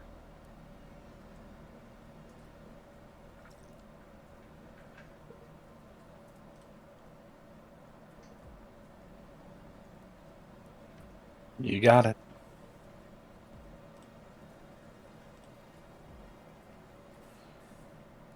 And And once we hit the roof, she's heading over to check on her. you see her, unconscious, essentially in Requiem's arms.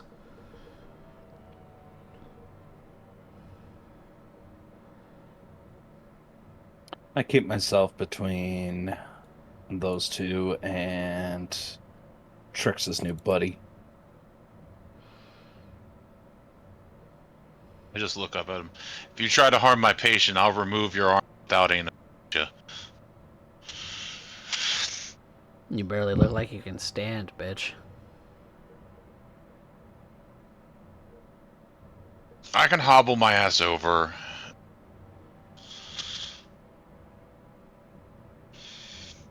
I could shoot your other kneecap before you even make it 5 feet to me.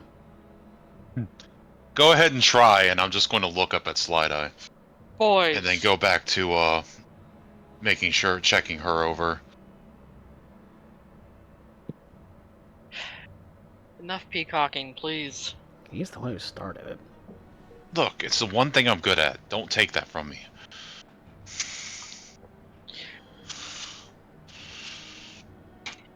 She's gonna send Nathan a message. We got her. She's unconscious.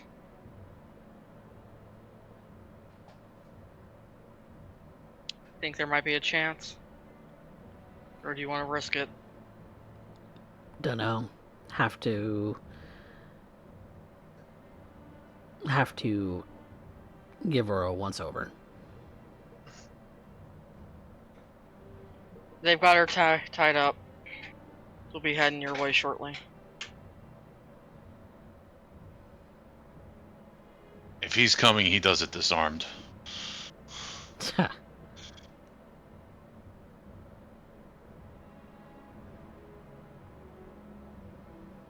Nathan won't appreciate arms in his clinic.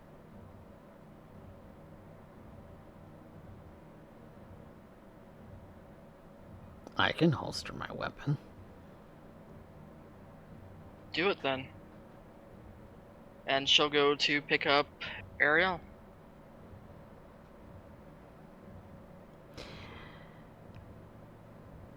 Requiem will kind of like pick her up and like hand her and help her get her on her shoulder and kind of hobble himself up. Yeah, she got one good kick to my knee. That didn't feel good. But I was able to choke her out. Slideye says nothing to that statement. Rec, Slideye, meet Alex. Alex, this is Requiem and Slideye. Oh, aren't you adorable? How do you two know each other? Also, fuck off. Requiem's just going to get that big smile on his face. Ugh. Never did like face implants. And I see that he's got a rather large hole in his shoulder, right? Yeah. I'm going to just start hobbling over. And I'm going to start examining him. Back off. Don't move. That's a through and through. Is the bleeding stopped? He's got a bandage on it, that much you can see. Okay. Does it look like I can do anything more? Yeah, otherwise he'd be fine. Okay. As well. Oh, you'll make the trip to the clinic at least.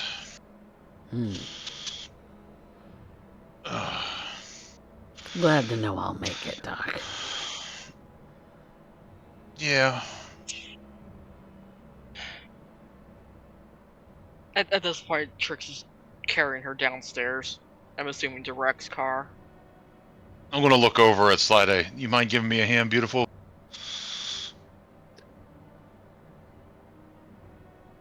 Alex just leaves with Trix. I will do so, but I'm trying to end up keeping pace. I do not want Alex to even have a chance hand if he changes his mind and using that revolver. Yeah, if they get too far away, I will hobble my own alone and let you go.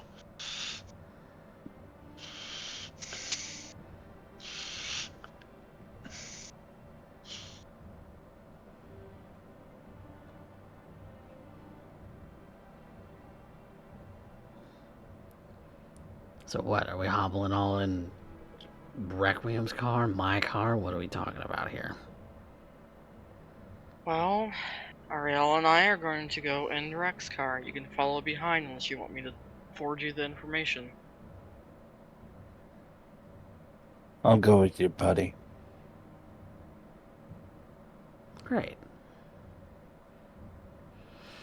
Fantastic.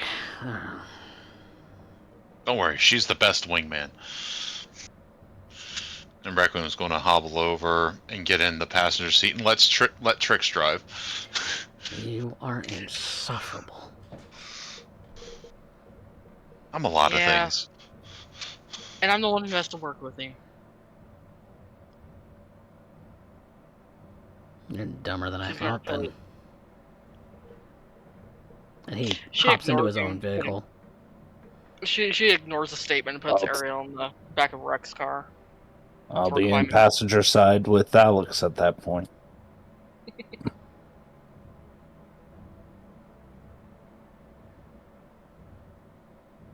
And he is going to drive silently, unless you have something to say, Slideye.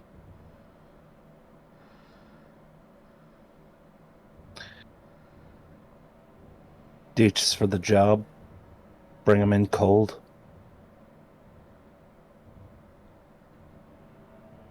What, my job or yours? Yours. Nobody goes after a psycho for the fun of it. Yeah. That's too nice of a gun for somebody who just ended up deciding to pick this up as a hobby. Yeah, well, this is just the flashy piece.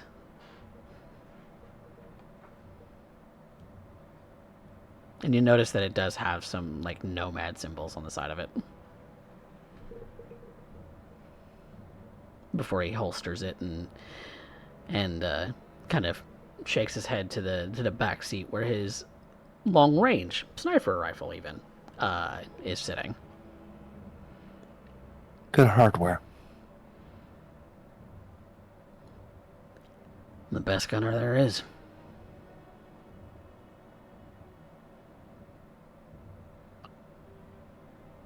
Next to your target, anyway.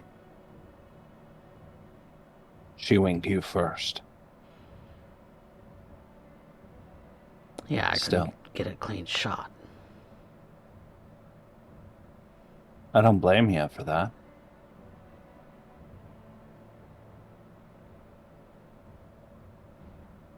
I'm just curious. How much was she? You first. I'm not getting paid for this one. That's a lie. I get a cut, but no promises. I didn't come here for the creds.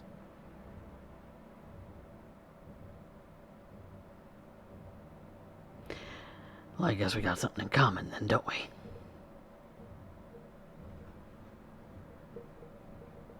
Eddie So the continues to Eddies drive. were just a Icing bonus on the for you? cake. So this is person. Same for Trix. You know Trix. Yeah. Nomad. You two run together, I'd imagine.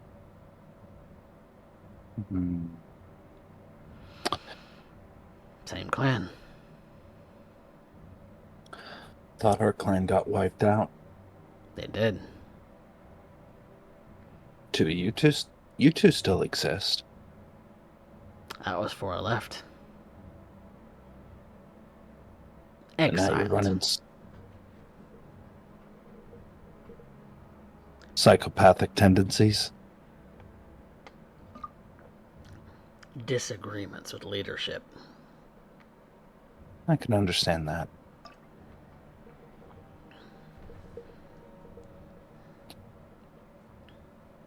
But enough about But me. the What about psycho. you?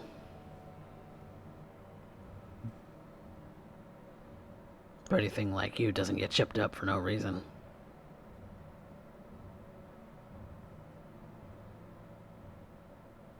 Need to check the hardware. I can clock hardware from a mile away. How it works in the eye and how well it works in the field are two different things. 3 meters shy on the max lunge distance. It's disappointing to find. Also, it's a bit of a problem when you end up realizing, what the operational parameters of a mission are versus what you're given. You feel like you've been lied to. Could take that personal.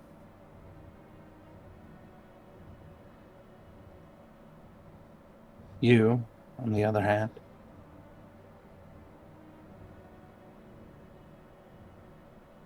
you decide to end up going in after Trix pulled the shot, or tried to end up taking the shot.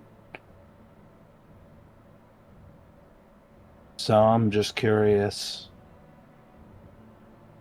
The target was ready to go, ready to die. Trix didn't want that. You did. But that was icing. What was her name? Ariel?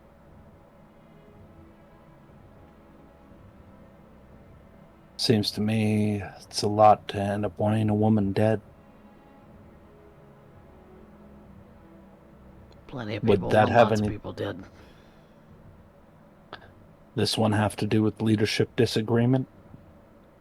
No.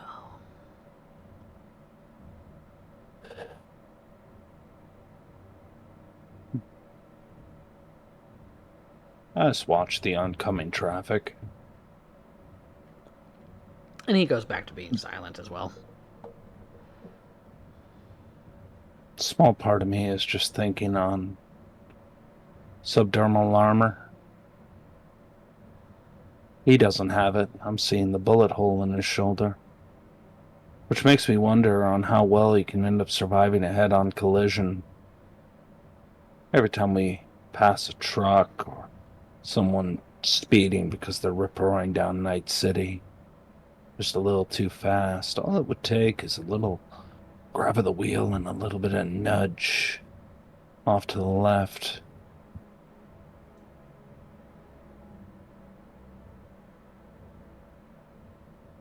Wonder if he'd get through the windshield, or would the seatbelt end up holding in?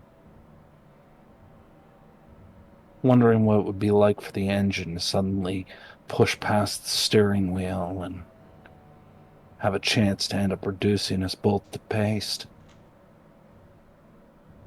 I'm sure he's thinking the same thing. All he needs to do is suddenly turn to the right, and he'd be one less passenger. But then again, his payday would get away.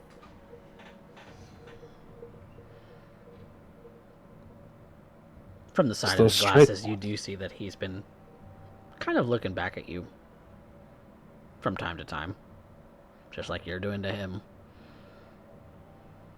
It's good. Professional. Have a plan to kill the unknown element. Then make plans to kill the known elements. That's what it means to be a solo. Who knows? Hopefully Trix and Requiem are enjoying their time together. Give them a chance to catch up. Indeed. Speaking of which...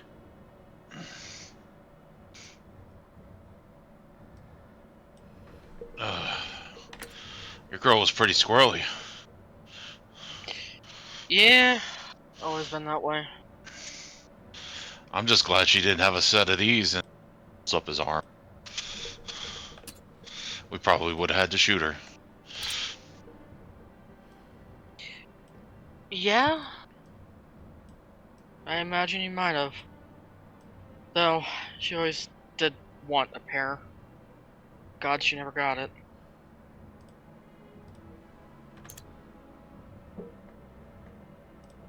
Who are we taking her to see? Nathan? Is Nathan the first guy that you introduced me to? Yeah, he's the Ripper Check Doc me friend. out. Yeah. The Ripper Doc Yep. guy, yeah, okay. Yep. Well, between the two of us, I hope we can figure something out. She's the one who brought me into this little family. I think If if we anyone can, help her. yeah, I think if we can get most of the unneeded, lighten the load. Maybe some therapy, some meds. Yeah. We'll figure it out. Hope you're right. Really hope you're right. Never thought we'd find her again. She just vanished one day. No note, nothing.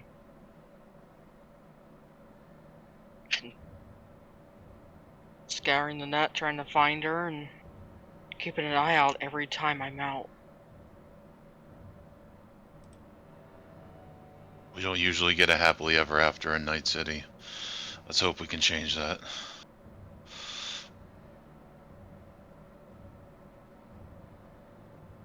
At the very least, we'll know what happened. Yeah. When we get there, I gotta get hold of Jason, let him know. Depending on how it happens, have him come down and let him see her one last time. Yeah, I'll do what I can to help. If he lets me. It's his shop. He might be a little testier about her. We'll have to see. I'll leave that to you to talk to him about. I'm here if you guys need me. Plus, Start patching up your knee when we get there. yeah, I was going to ask if I could see if he'd let me use some of his tools.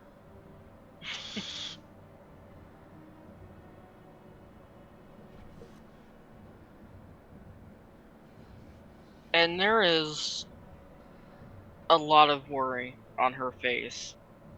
She keeps glancing back at Ariel and then to his knee and trying to focus her eyes ahead on the road. Take a deep breath.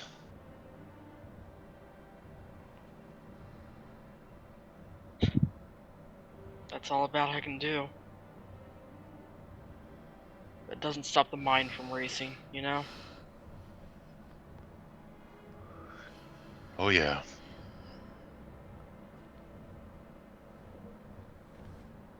All right. Well, you find yourselves out of Japantown and back towards Haywood, where Nathaniel Palmer's Ripper Doc Clinic can be found.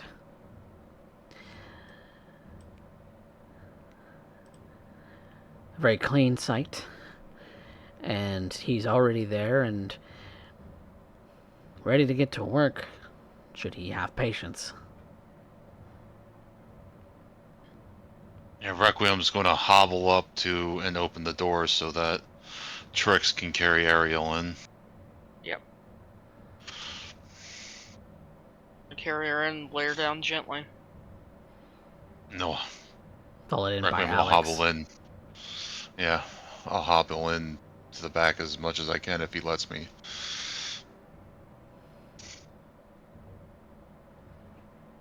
Oh, we got some patience for you, Doc. Jesus. And he starts getting to work on Ariel very, very quickly. I'm gonna just watch, and if you need an extra set of hands, let me know. I'm He hoping seems- if we lighten. Jason.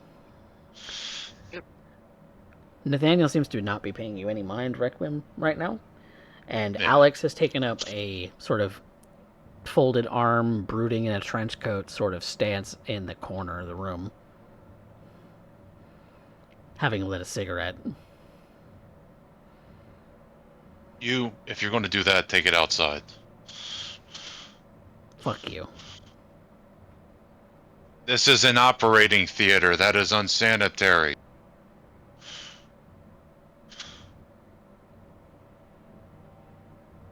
You heard the doc.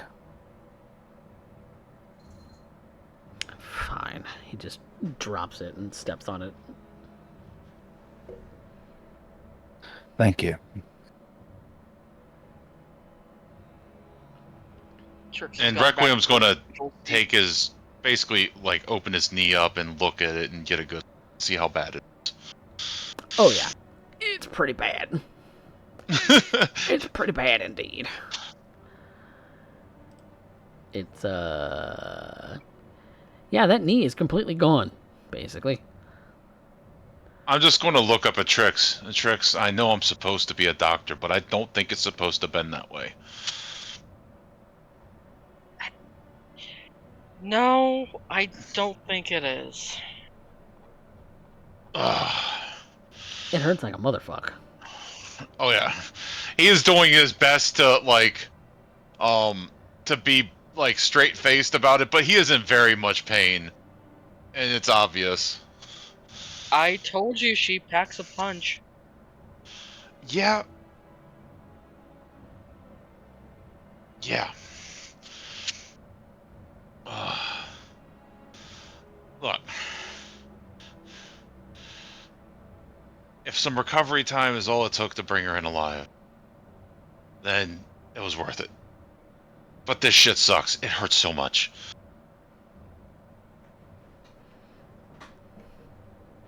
So, mechanically, a broken leg, in your case, would require a paramedic roll of DV15 or surgery roll of DV13 in order to fully treat your injury. Now, Alright, I'm gonna... I don't think you can perform a treatment on yourself. You can perform a quick fix on yourself. Oh, you can't surgery yourself? I am looking at the quick fixes and treatment and how to do so. Here we go. Treating a critical injury. There's two ways to heal a critical injury: a quick fix and a treatment. Depending on the severity of the critical injury, either option may not be available, or they may require different skills. The worst critical injuries require the surgery skill, which is exclusive to the medtech role. Critical injuries. A quick fix will remove the injury effect for the rest of the day. Each attempt takes a minute. You can quick fix yourself. A treatment will remove the injury effect permanently. Each attempt takes 4 hours. You can't do treatment on yourself. Okay. So someone else does have to perform the treatment to remove the effect permanently. A quick fix you can do for yourself. Alright, I'll probably just quick fix so I can actually get around. But I'm Okay. going to... I'll see if the doc will fix me up. Yeah. So, in that particular case, that will be a paramedic DV13. Oh, it's a paramedic. Yeah. Okay. I don't think I have paramedic stuff. I have medical tech and surgery. You should have. Oh, I have paramedic. it. I just don't have any points in it. You can still roll it. Yeah. So I need a 13. Yep. Let's see. Oh, yeah, that's a Hey! 14. So you're able to quick fix yourself. Your movement is returned to normal for the day. It will go back to -4 tomorrow. Yeah. So. So yeah. but that's where you're at. So I basically just splinted up myself and... Yeah. And I'm just going to kind of be standing there watching Nathan work. And Yeah. seeing if there's anything I can do. Just standing by. And Or see if there's anything I notice, like, that can be helpful.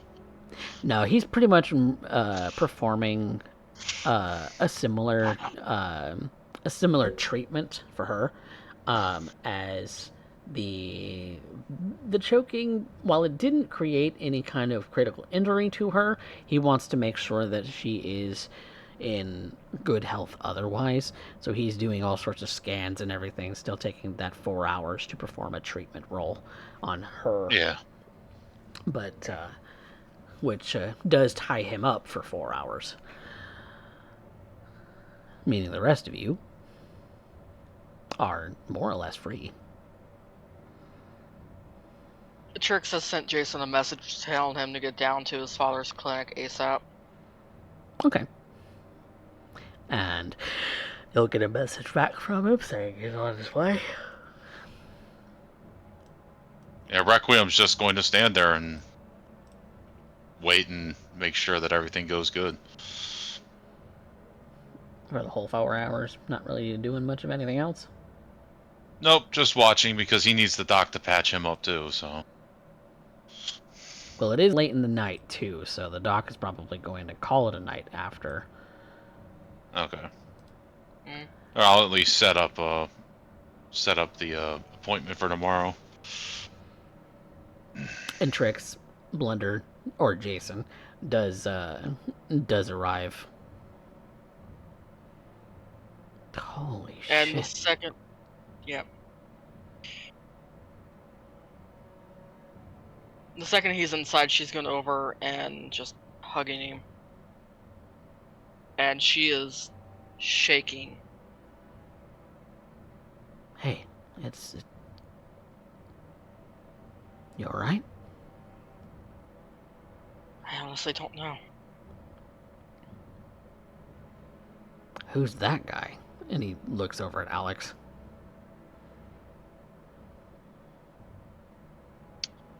He's another person who was after her.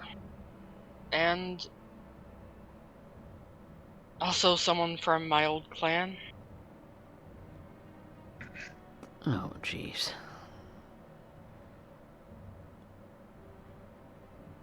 And Alex is just standing in the corner, watching as everybody comes in. And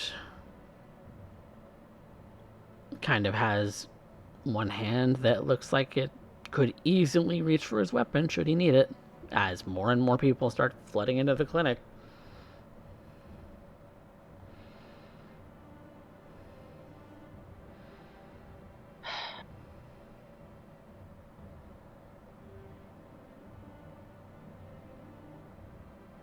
So where did you find her? One of the abandoned complexes in Japantown. Had a lead from a fixer that there was a psycho out in the area. When I got the name, so many things ran through my head. And you didn't think to tell me sooner? I could have helped. Jesus Christ, Trix. I didn't know what to expect, to be honest. I didn't know whether she was going to be lucid or if she was just going to automatically shoot at me the moment she saw me. I wasn't going to risk that with you around. I suppose I'm grateful for the thought.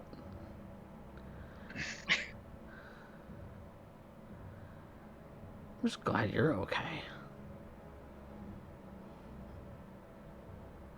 Yeah, me too. It got a bit touchy.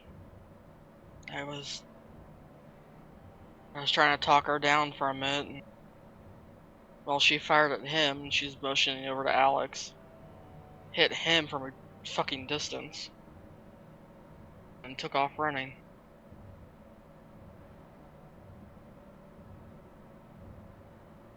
It was these two who caught up to her and caught her.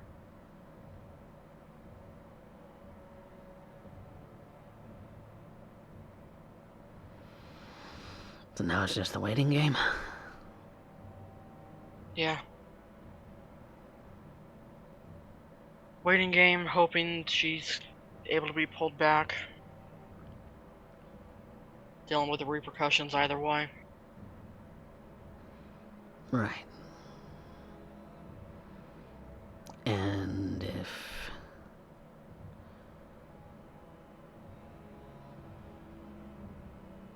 if it's the worst,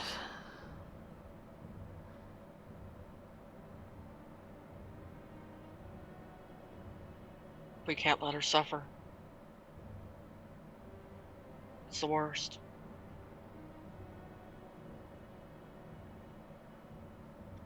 he just kind of nods solemnly. Part of why I called you down here. Because I'm not sure what to expect at this point.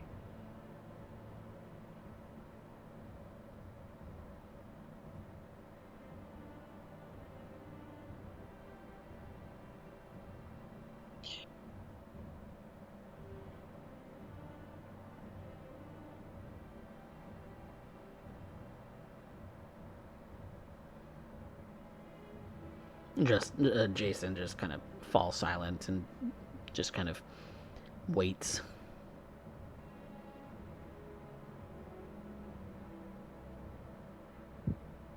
She's not letting go of him. At that point.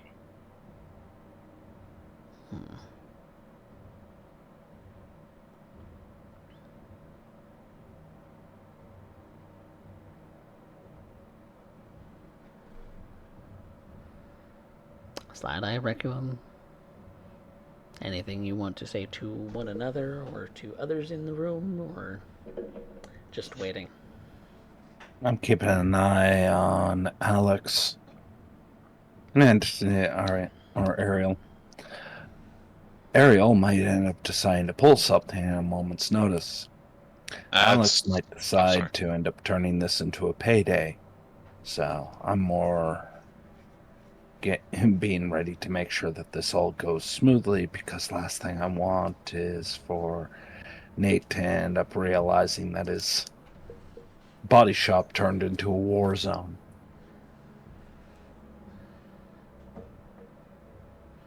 Yeah, I'm just standing by in case he needs help, and that includes restraining her again. I just hope that I don't lose my other leg this time. No, Nathaniel's doing a lot of scans. She's otherwise going to be fine in the terms of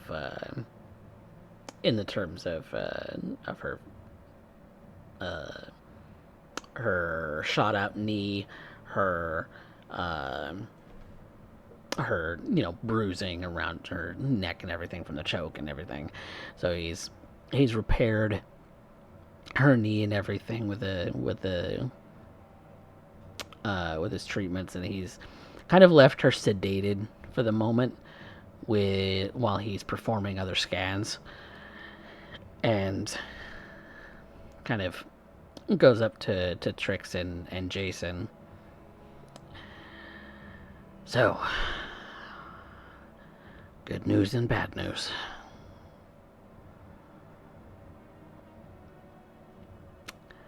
Good news. All right. She's gonna live. Her knee has been repaired, and to the best of my ability, she will be physically fine. It's her mental state. Cyberware's taking a toll on her.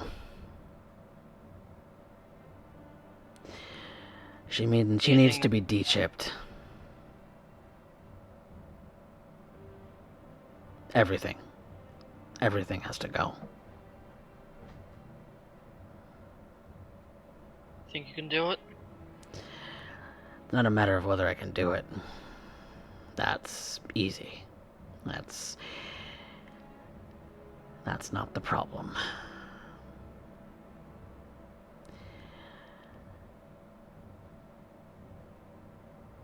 She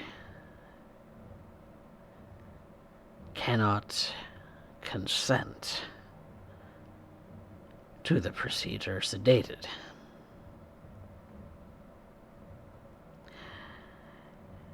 And her mental state may not put her in the frame of mind to want to get de-chipped.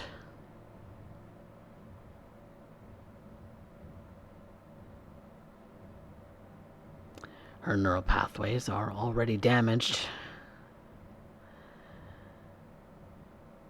to the point that she will need intensive reconstruction in her brain, as well as therapy and medication for the rest of her life.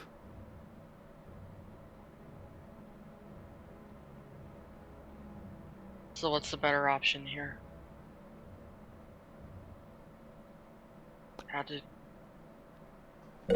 There's a path forward. What do you suggest?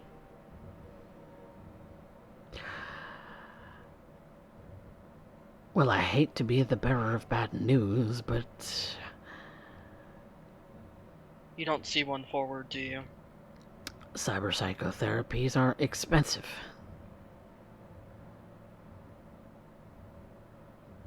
And I can't ignore the cost on this. I know. Trix.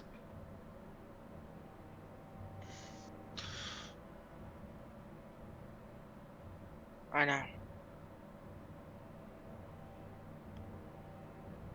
It's not a matter of whether I can. It's possible.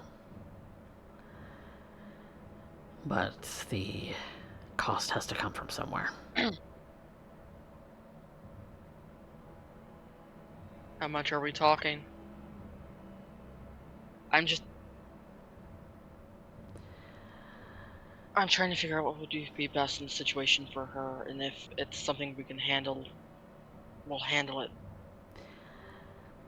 Tens of thousands to start. And ongoing. Several hundred a month for therapy and several hundred a month for medications. Yeah. And based on the state in which her clothing is, I don't think she has the funds. Now, considering And we Alex, found her in one of the abandoned complexes. Alex speaks up. She was found in a crack den. Well, there's that too.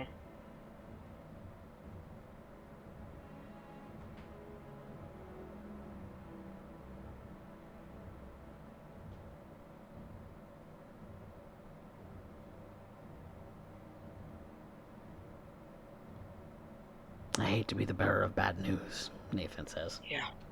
I know. Go on. That leaves us one option.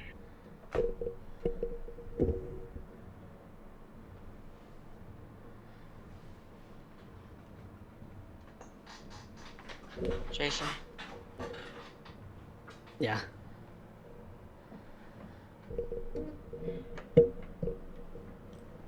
You know what I've got to do, right?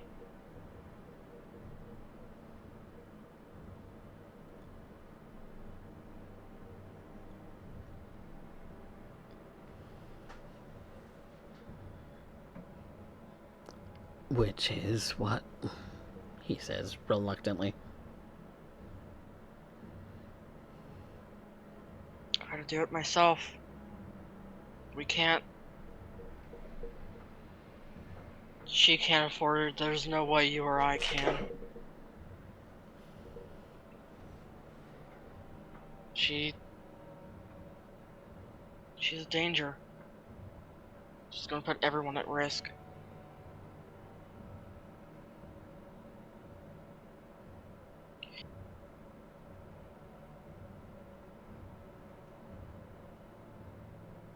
Coffee. Mm. Would the meds that she needs be something that I can actually learn to? Based on the things that you have learned from like Orvin's formulas and things like that, yes, but still it would cost materials to make, which would be several to like between 200 and 500 eddies a month. Not to mention the initial cost of having everything taken out of her. Yep. She's got to have the replacement limb surgeries. She has to have maybe a lot of, her speed wear removed. She's maybe got some other fashion wear that does need to be removed too, just in case. That's the cost of replacing limbs. And that's not even discussing the real problem. Yep. The real problem is you can go through that entire portion. They get their hand on a sidearm and they decide to swallow it. Mm-hmm. I just wanted to know, like, because this is kind of one of the things that taking higher end cyberware and putting in stuff that's lower is kind of what a Requiem does and tries to fix people that no one else can fix. Question is, do you have the equivalent of basically meat legs to replace her legs? That's up to you. I know I have the functional things on hand that are not very expensive that I can get in quantity. And functionally, your patron is out of commission. Yeah. I still have this month's operating fees. You do?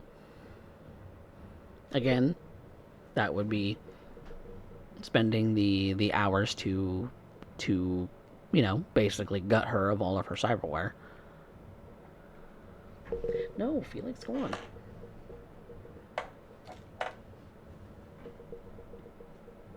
Do you want to spend the time, effort, potentially all for nothing? I'm going to walk over to Trix. Oh, no, I'm going to hobble over to Trix. Mm-hmm. You're limping a little bit. Trix. What? Trying to save people that no one else will is kind of what I've always done. I might be able to learn to make the meds. Cut costs there. I have cheap augments that I can replace her legs. Nathaniel speaks up. She needs... Or cheap.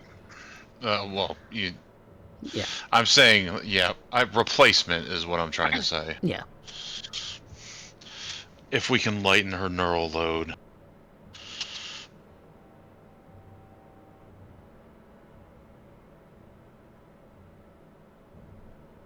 I don't want you to make that decision without knowing that I might be able to do something. I don't know if it'll work, and I don't know if it'll be a waste of time. So why risk it? Alex says. Because I'm a fucking doctor.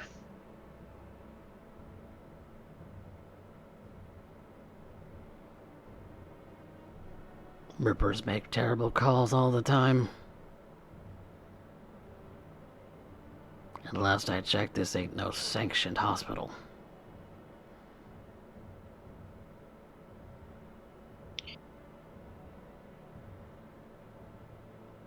Jason, you knew her longer.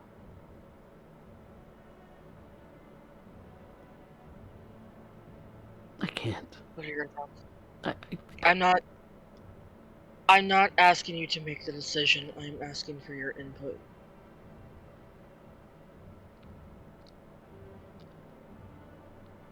can't make that decision for her.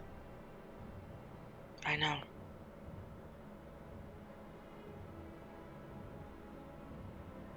Either way we go about this, we are taking the choice from her. From the sounds of it, it's not a choice she can make anyway.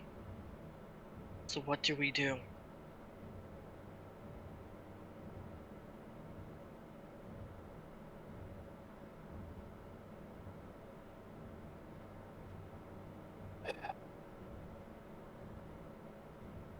All right. You want to sway back and forth. That's understandable. It's a hard decision for all of you. You're attached. Alex there looks at Ariel and ends up seeing a payday.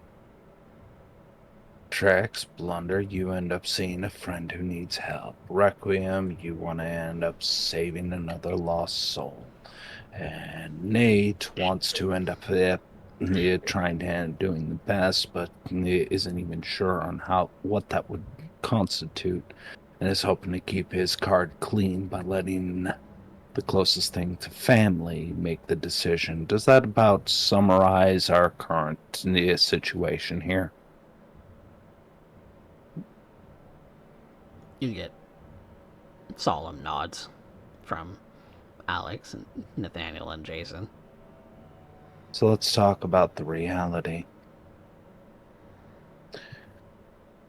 Right now, what's sitting there is a question of what she's capable of. Now everybody who's close to her wants to believe that she can come back. I'm telling you for a fact, you don't come back right. You come back damaged. And if you're really lucky, you can do something with it. You're right. You can never fix anything perfectly. Perfectly. Nothing goes back to what it was before it was damaged. No matter how good you are.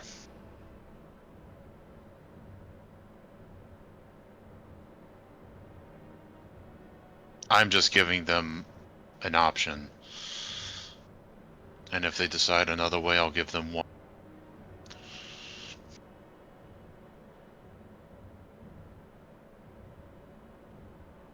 Alex, by this point, has pulled out his gun and started kind of wiping it down with a cloth he had in his pocket. You can put that away. Even if it comes down to it, you're not going to be the one that does it. Why not? It'd be me. I'm the one with the least to lose here. Between family and medical professionals, there's a whole lot of people that are better at this than you will be. That can do it right. A bullet to the brain is pretty permanent, my friend. See, that's the thing. You don't know anything about the body. The brain is active for about 30 seconds after you're dead. So that is not the best way to kill someone without them suffering.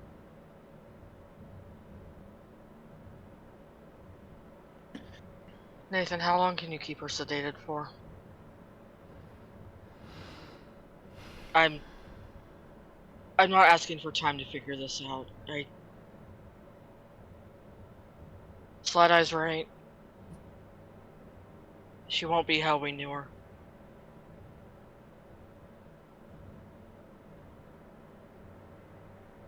Point. Just The point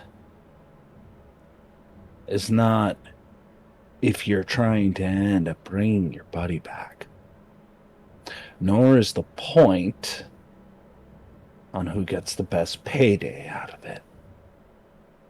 And the point is not, are you going to save a lost soul?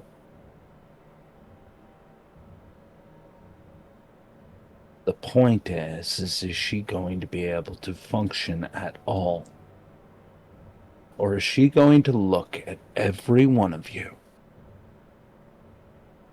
not as the person who saved them, not as the person who gave you a second chance, but as the person who decided to end up dragging her through, telling her every day of her life that it's going to be okay when you know that it's not?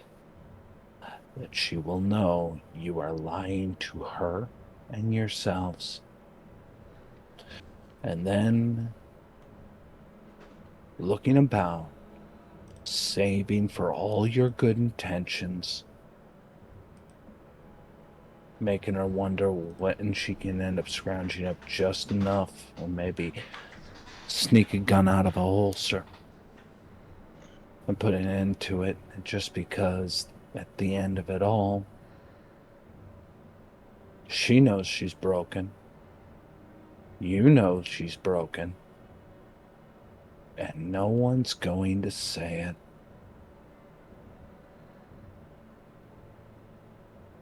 Because none of you have an idea of what you're talking about. You're talking about an ethical dilemma. And one of us wants to end up getting a payday out of it. You want to give her a chance? Fine. But you're giving a stranger a chance. And you're doing so because you feel like it. The right thing to do gets kind of murky when you're not sure what kind of thing you're bringing back, if at all. Hell, she might go psycho even if it's just fixing amputees. She's already past the brink, coming back from that. That's a journey none of you have an idea about. It's not just unplugging firmware. It's not stripping it all out and hoping for the best. It's not just about sitting there talking about your feelings to somebody who gets paid by the hour. And it sure as hell doesn't get answered by a bullet to the head to end up getting a payday. So here's what you're going to do. Nathan, you're going to strip her down. You're going to strip her down of everything. You're going to do that because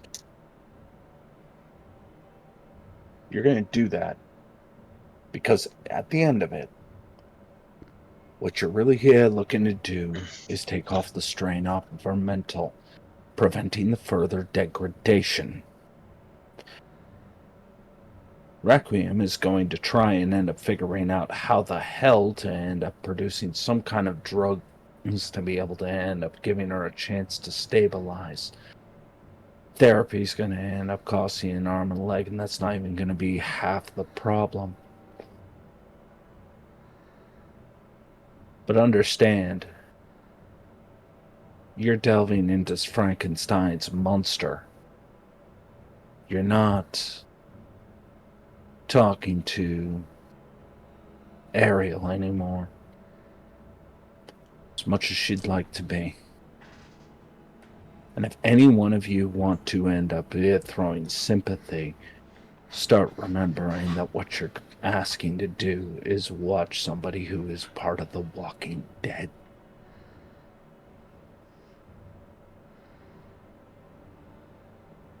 So get real comfortable with that idea. Because I know Rec isn't going to let her take a bullet. She points to Blunder. You don't have the guts to end up saying what really needs to happen. Nate isn't going to end up crossing that line, even if it was the right idea. And Trix, you're still looking at her like as if she's the old friend you knew. So let's stop pretending like the decision wasn't made 20 minutes ago. Just know the route you're following.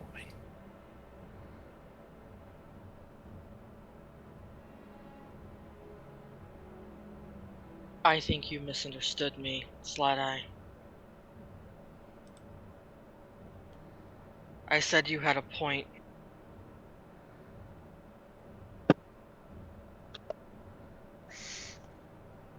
Putting her through that would be too much.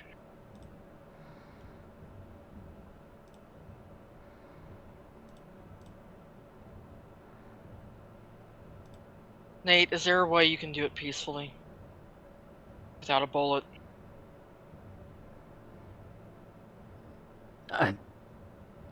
Yes. I'm gonna look at Nate. I've had to do this more than once. You don't look like the type that ever has to had to dealt with people that can't be fixed. I can't afford anything. And this was the only mercy I could give them.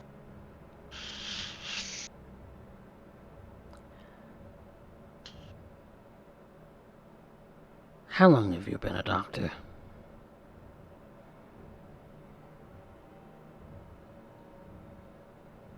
Couple of years? I've 10 maybe? been learning for about 12 now.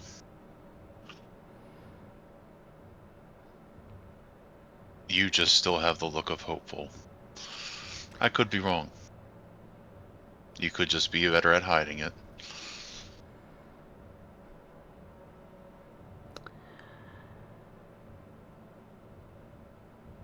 Well, that just proves you don't know anything about me and my practice.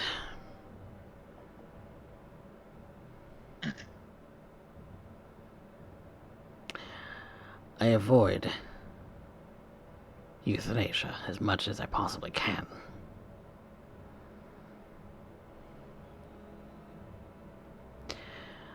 But that isn't to say that I haven't had to in cases of brain death.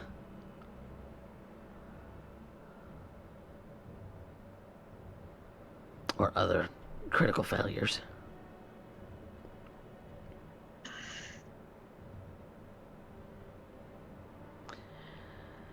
Yes, it is possible.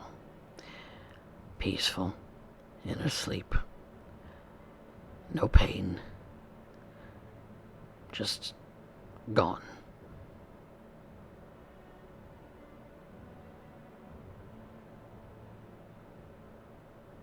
Do it. We can't put her through that pain. She's been through too much already. I'm sure you'd agree.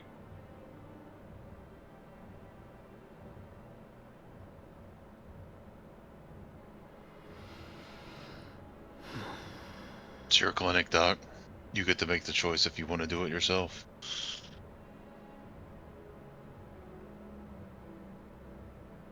But if you Man, knew you're her... her doctor anyway. Yeah, but if you knew her, that's also hard.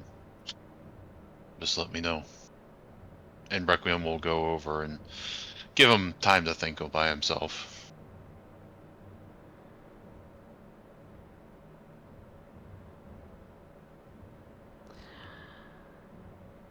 I will go and prepare. And he will go to kind of a like a medicine storage closet and shut that closet door behind him for a moment.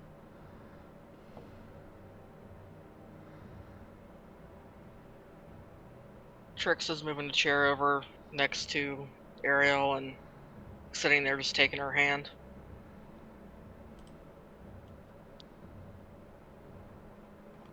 Wish there was a better option. There's not.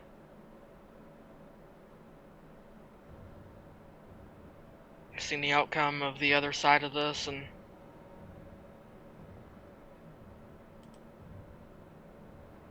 I can't imagine you ever wanting that part to be like that.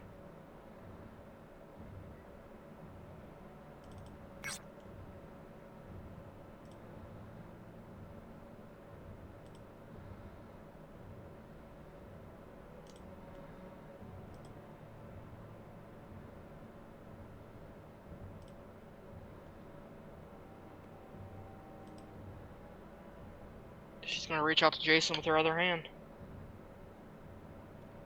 And he'll take your hand and just kind of wait.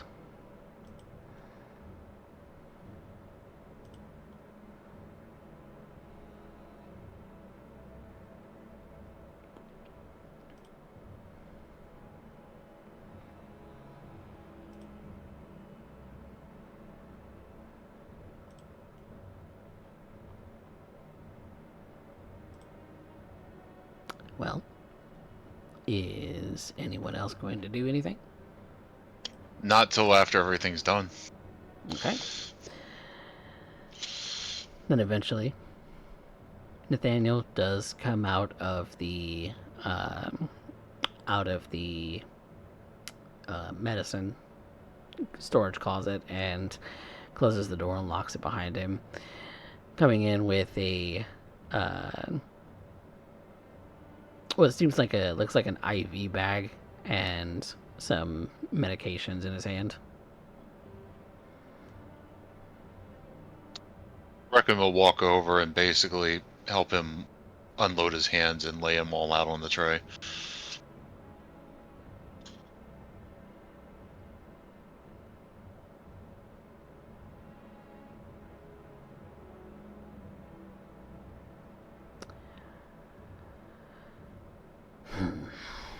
You gonna be okay to do this?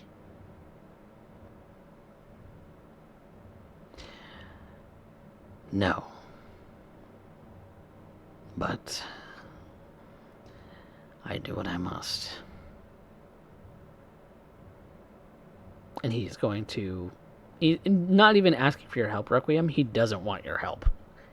No, I'm not. I was just helping him lay everything out, and I'd step back. I'm not trying to take over for him. Yeah. And he sets up the IV so that it's ready to use.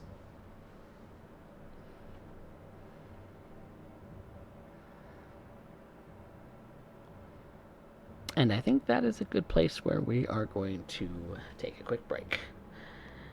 And when we come back, there may be a little more for us to do, and then we'll call it a night. But in the meantime, be right back, everybody.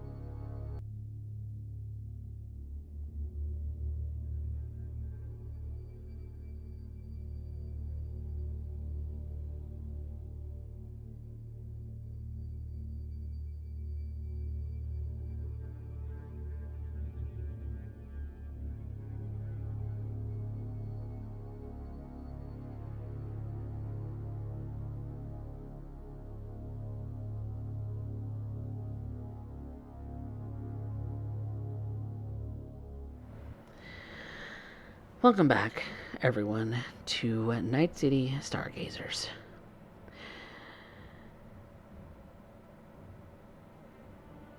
Ariel Vaughn has passed away.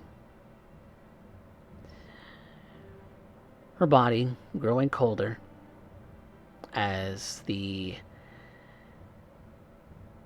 truth of what's happened to her sinks in for everyone.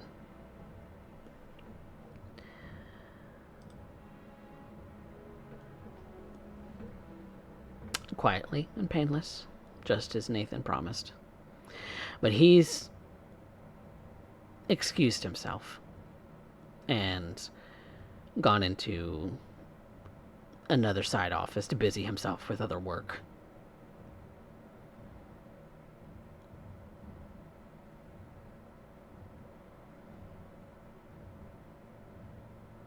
Which leaves the rest up to you all.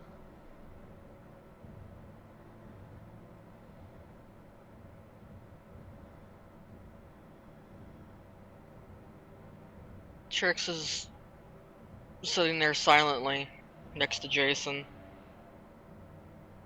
trying not to let anything show just yet. He's Jeez. taken a seat on the floor. The hard concrete floor of this surgical way.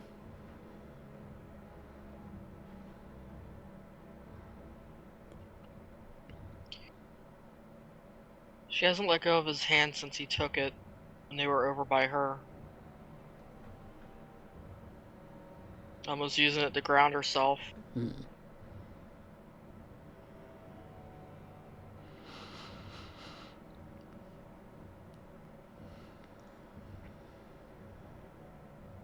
But she can't look up. The second she looks up, she's gonna lose it. Requiem's going to walk up behind you and put a hand on your shoulder. Immediately shrugged off. Trix, Yeah. I'll take care of the rest of everything tonight. I want you and him to go get the doctor, and I want you guys to go be together. This is your doctor's orders. Yeah, I think that was the plan.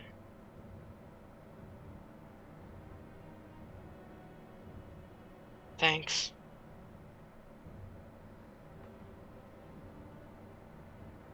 Thanks for just, giving it a shot.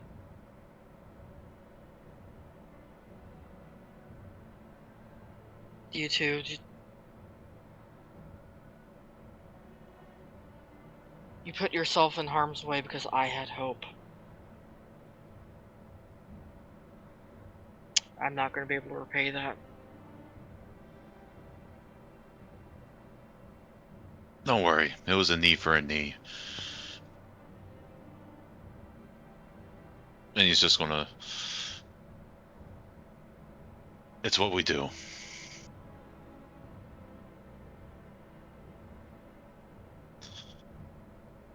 You guys need something, though, tonight.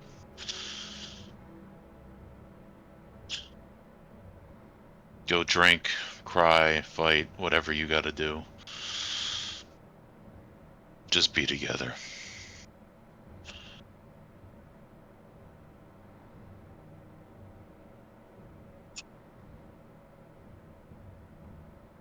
Yeah, well, I'm going to take a moment and before we go and get Nathan, and then we'll figure something out.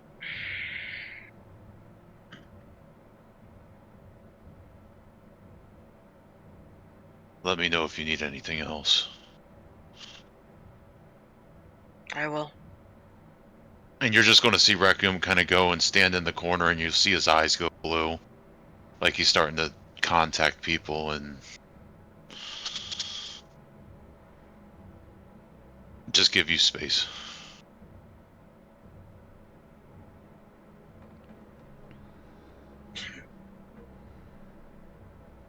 Alex still there?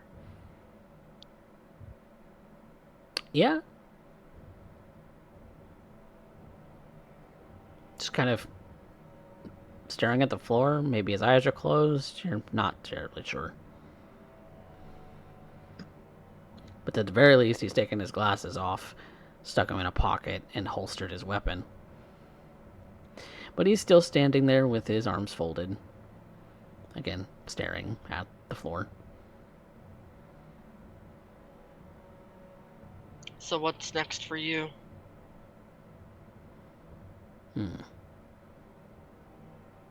Thought maybe Don't you know why wouldn't I'm care. asking, but...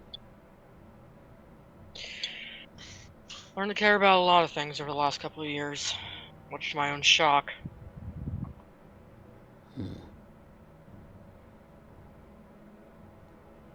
To you, I'm just another man out for a hit, so I guess this is where we part ways.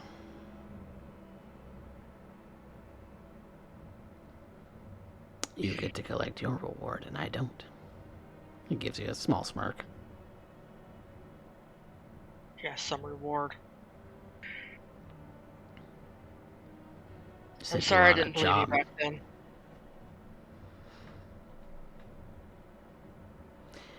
You have nothing to apologize for.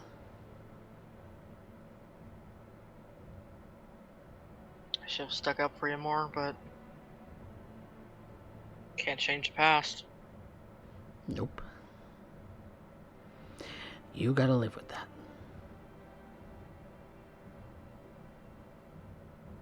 Yeah. Gotta live with a lot. Just like you gotta live with everything.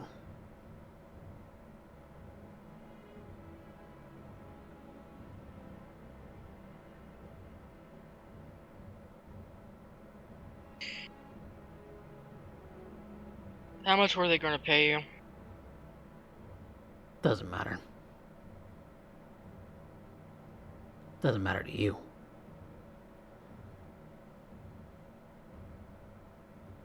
Yourself.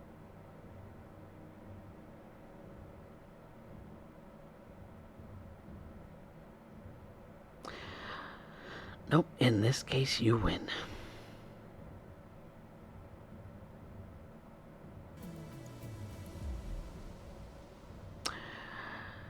Me, I am going to move on to the next job.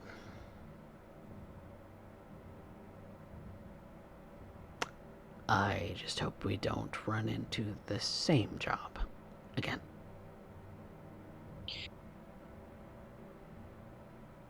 Well, if we do, hopefully it goes a lot smoother than this. I'm a solo act. You apparently have a team. Need one. You're not. I'm not like you. I'm not like Slideye. I don't have strength or firearms behind me. I can be taken out in one hit. Hell, damn near was. All I've got is up here. You were always more of a brainy person anyway.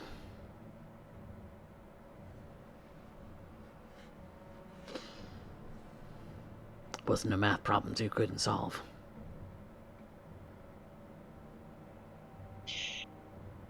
Solving even harder ones. But usually that comes back to bite me in the ass. Yeah, Got well, burned one too many times. try to leave being a hitman to me, hey?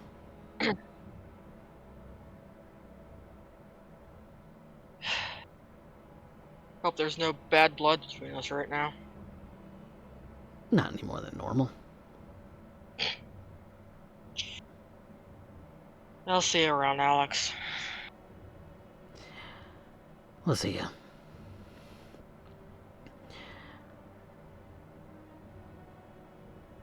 He turns to Slideye. See you around. Well, don't get yourself killed. I tend to be on the other end of a firearm long before they see me, so...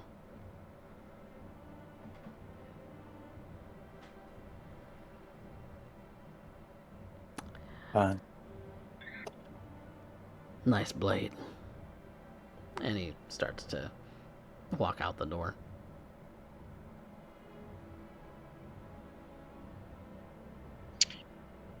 Trix is going to do something a little bit odd. She's going to forward him her contact info, what little has changed.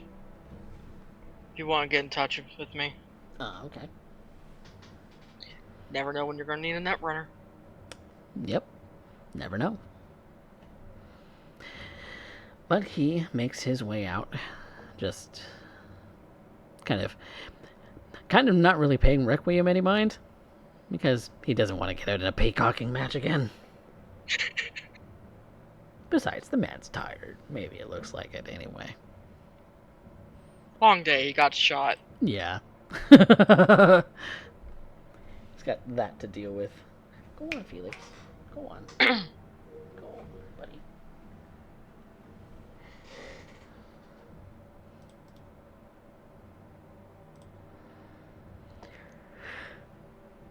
But, anything else?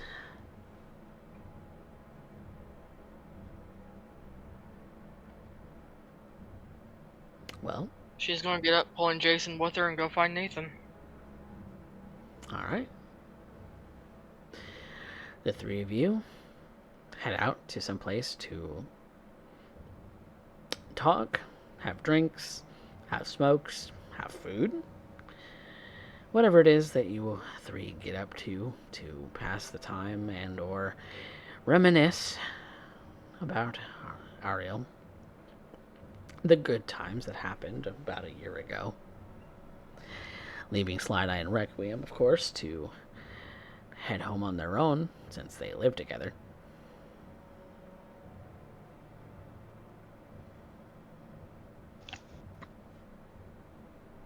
As she's probably helping me up the stairs. You know, usually it's the other person that's walking funny after a night out with me.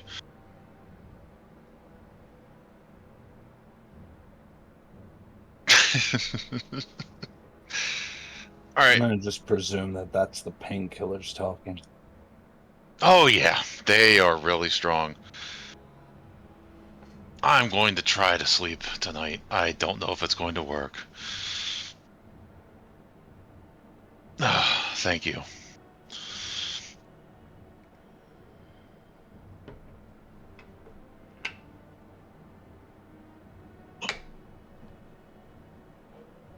I appreciate you helping me.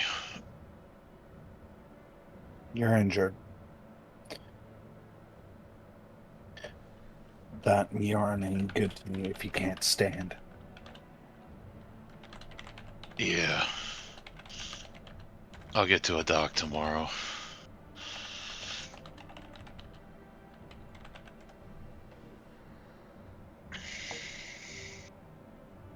Kind of hard to fix yourself up. You gotta splint the hip, bones putting back in place. Just let the screws do their work. It's like putting anything else together. Yeah.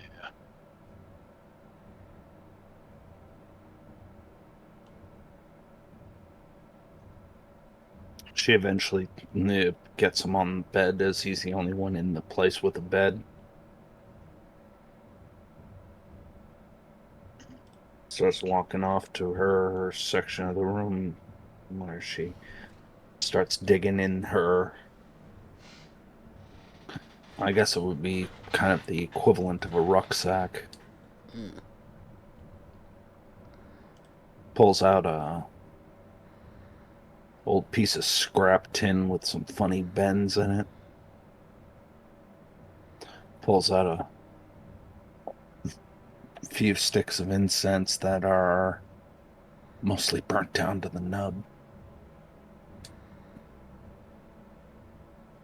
Just lights them, kneeling herself before it, before putting photo down, or some kind of photograph, though it's hidden out of view.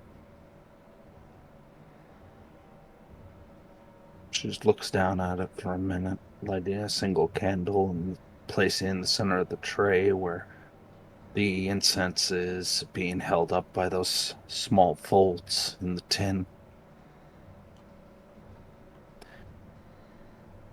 May all beings have happiness and the causes of happiness.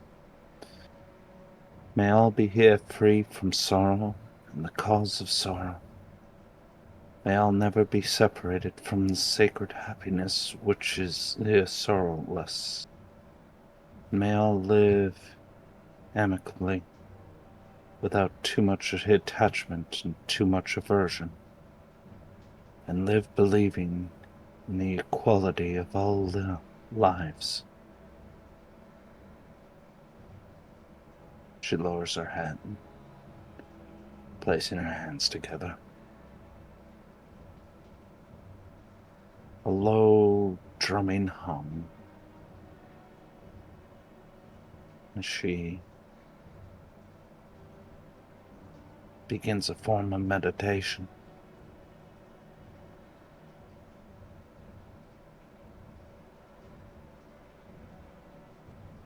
Which I think is also a great place for us to end the session there.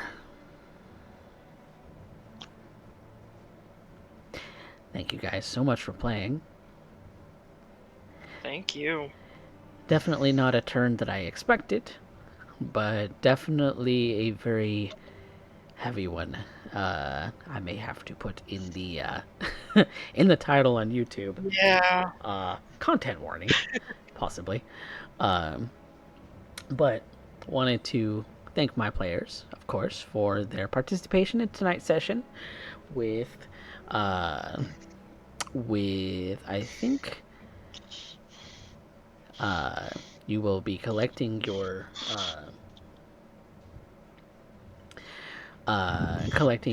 money from Wakako when next session. We'll worry about that then.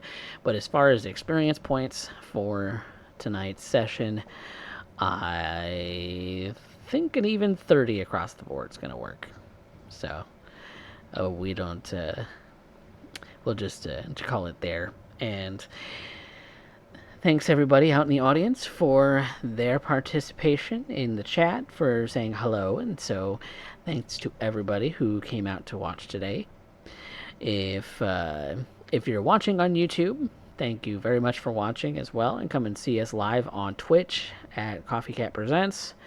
And if you are here on Twitch, which most of you are because we do that live, you should really go and follow the YouTube channel, because that is where I post all of the VODs as well as clips.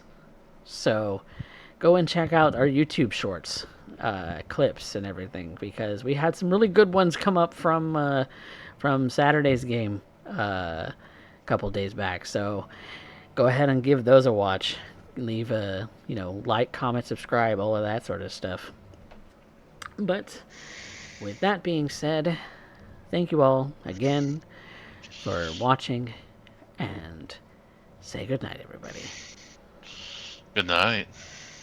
Good Night.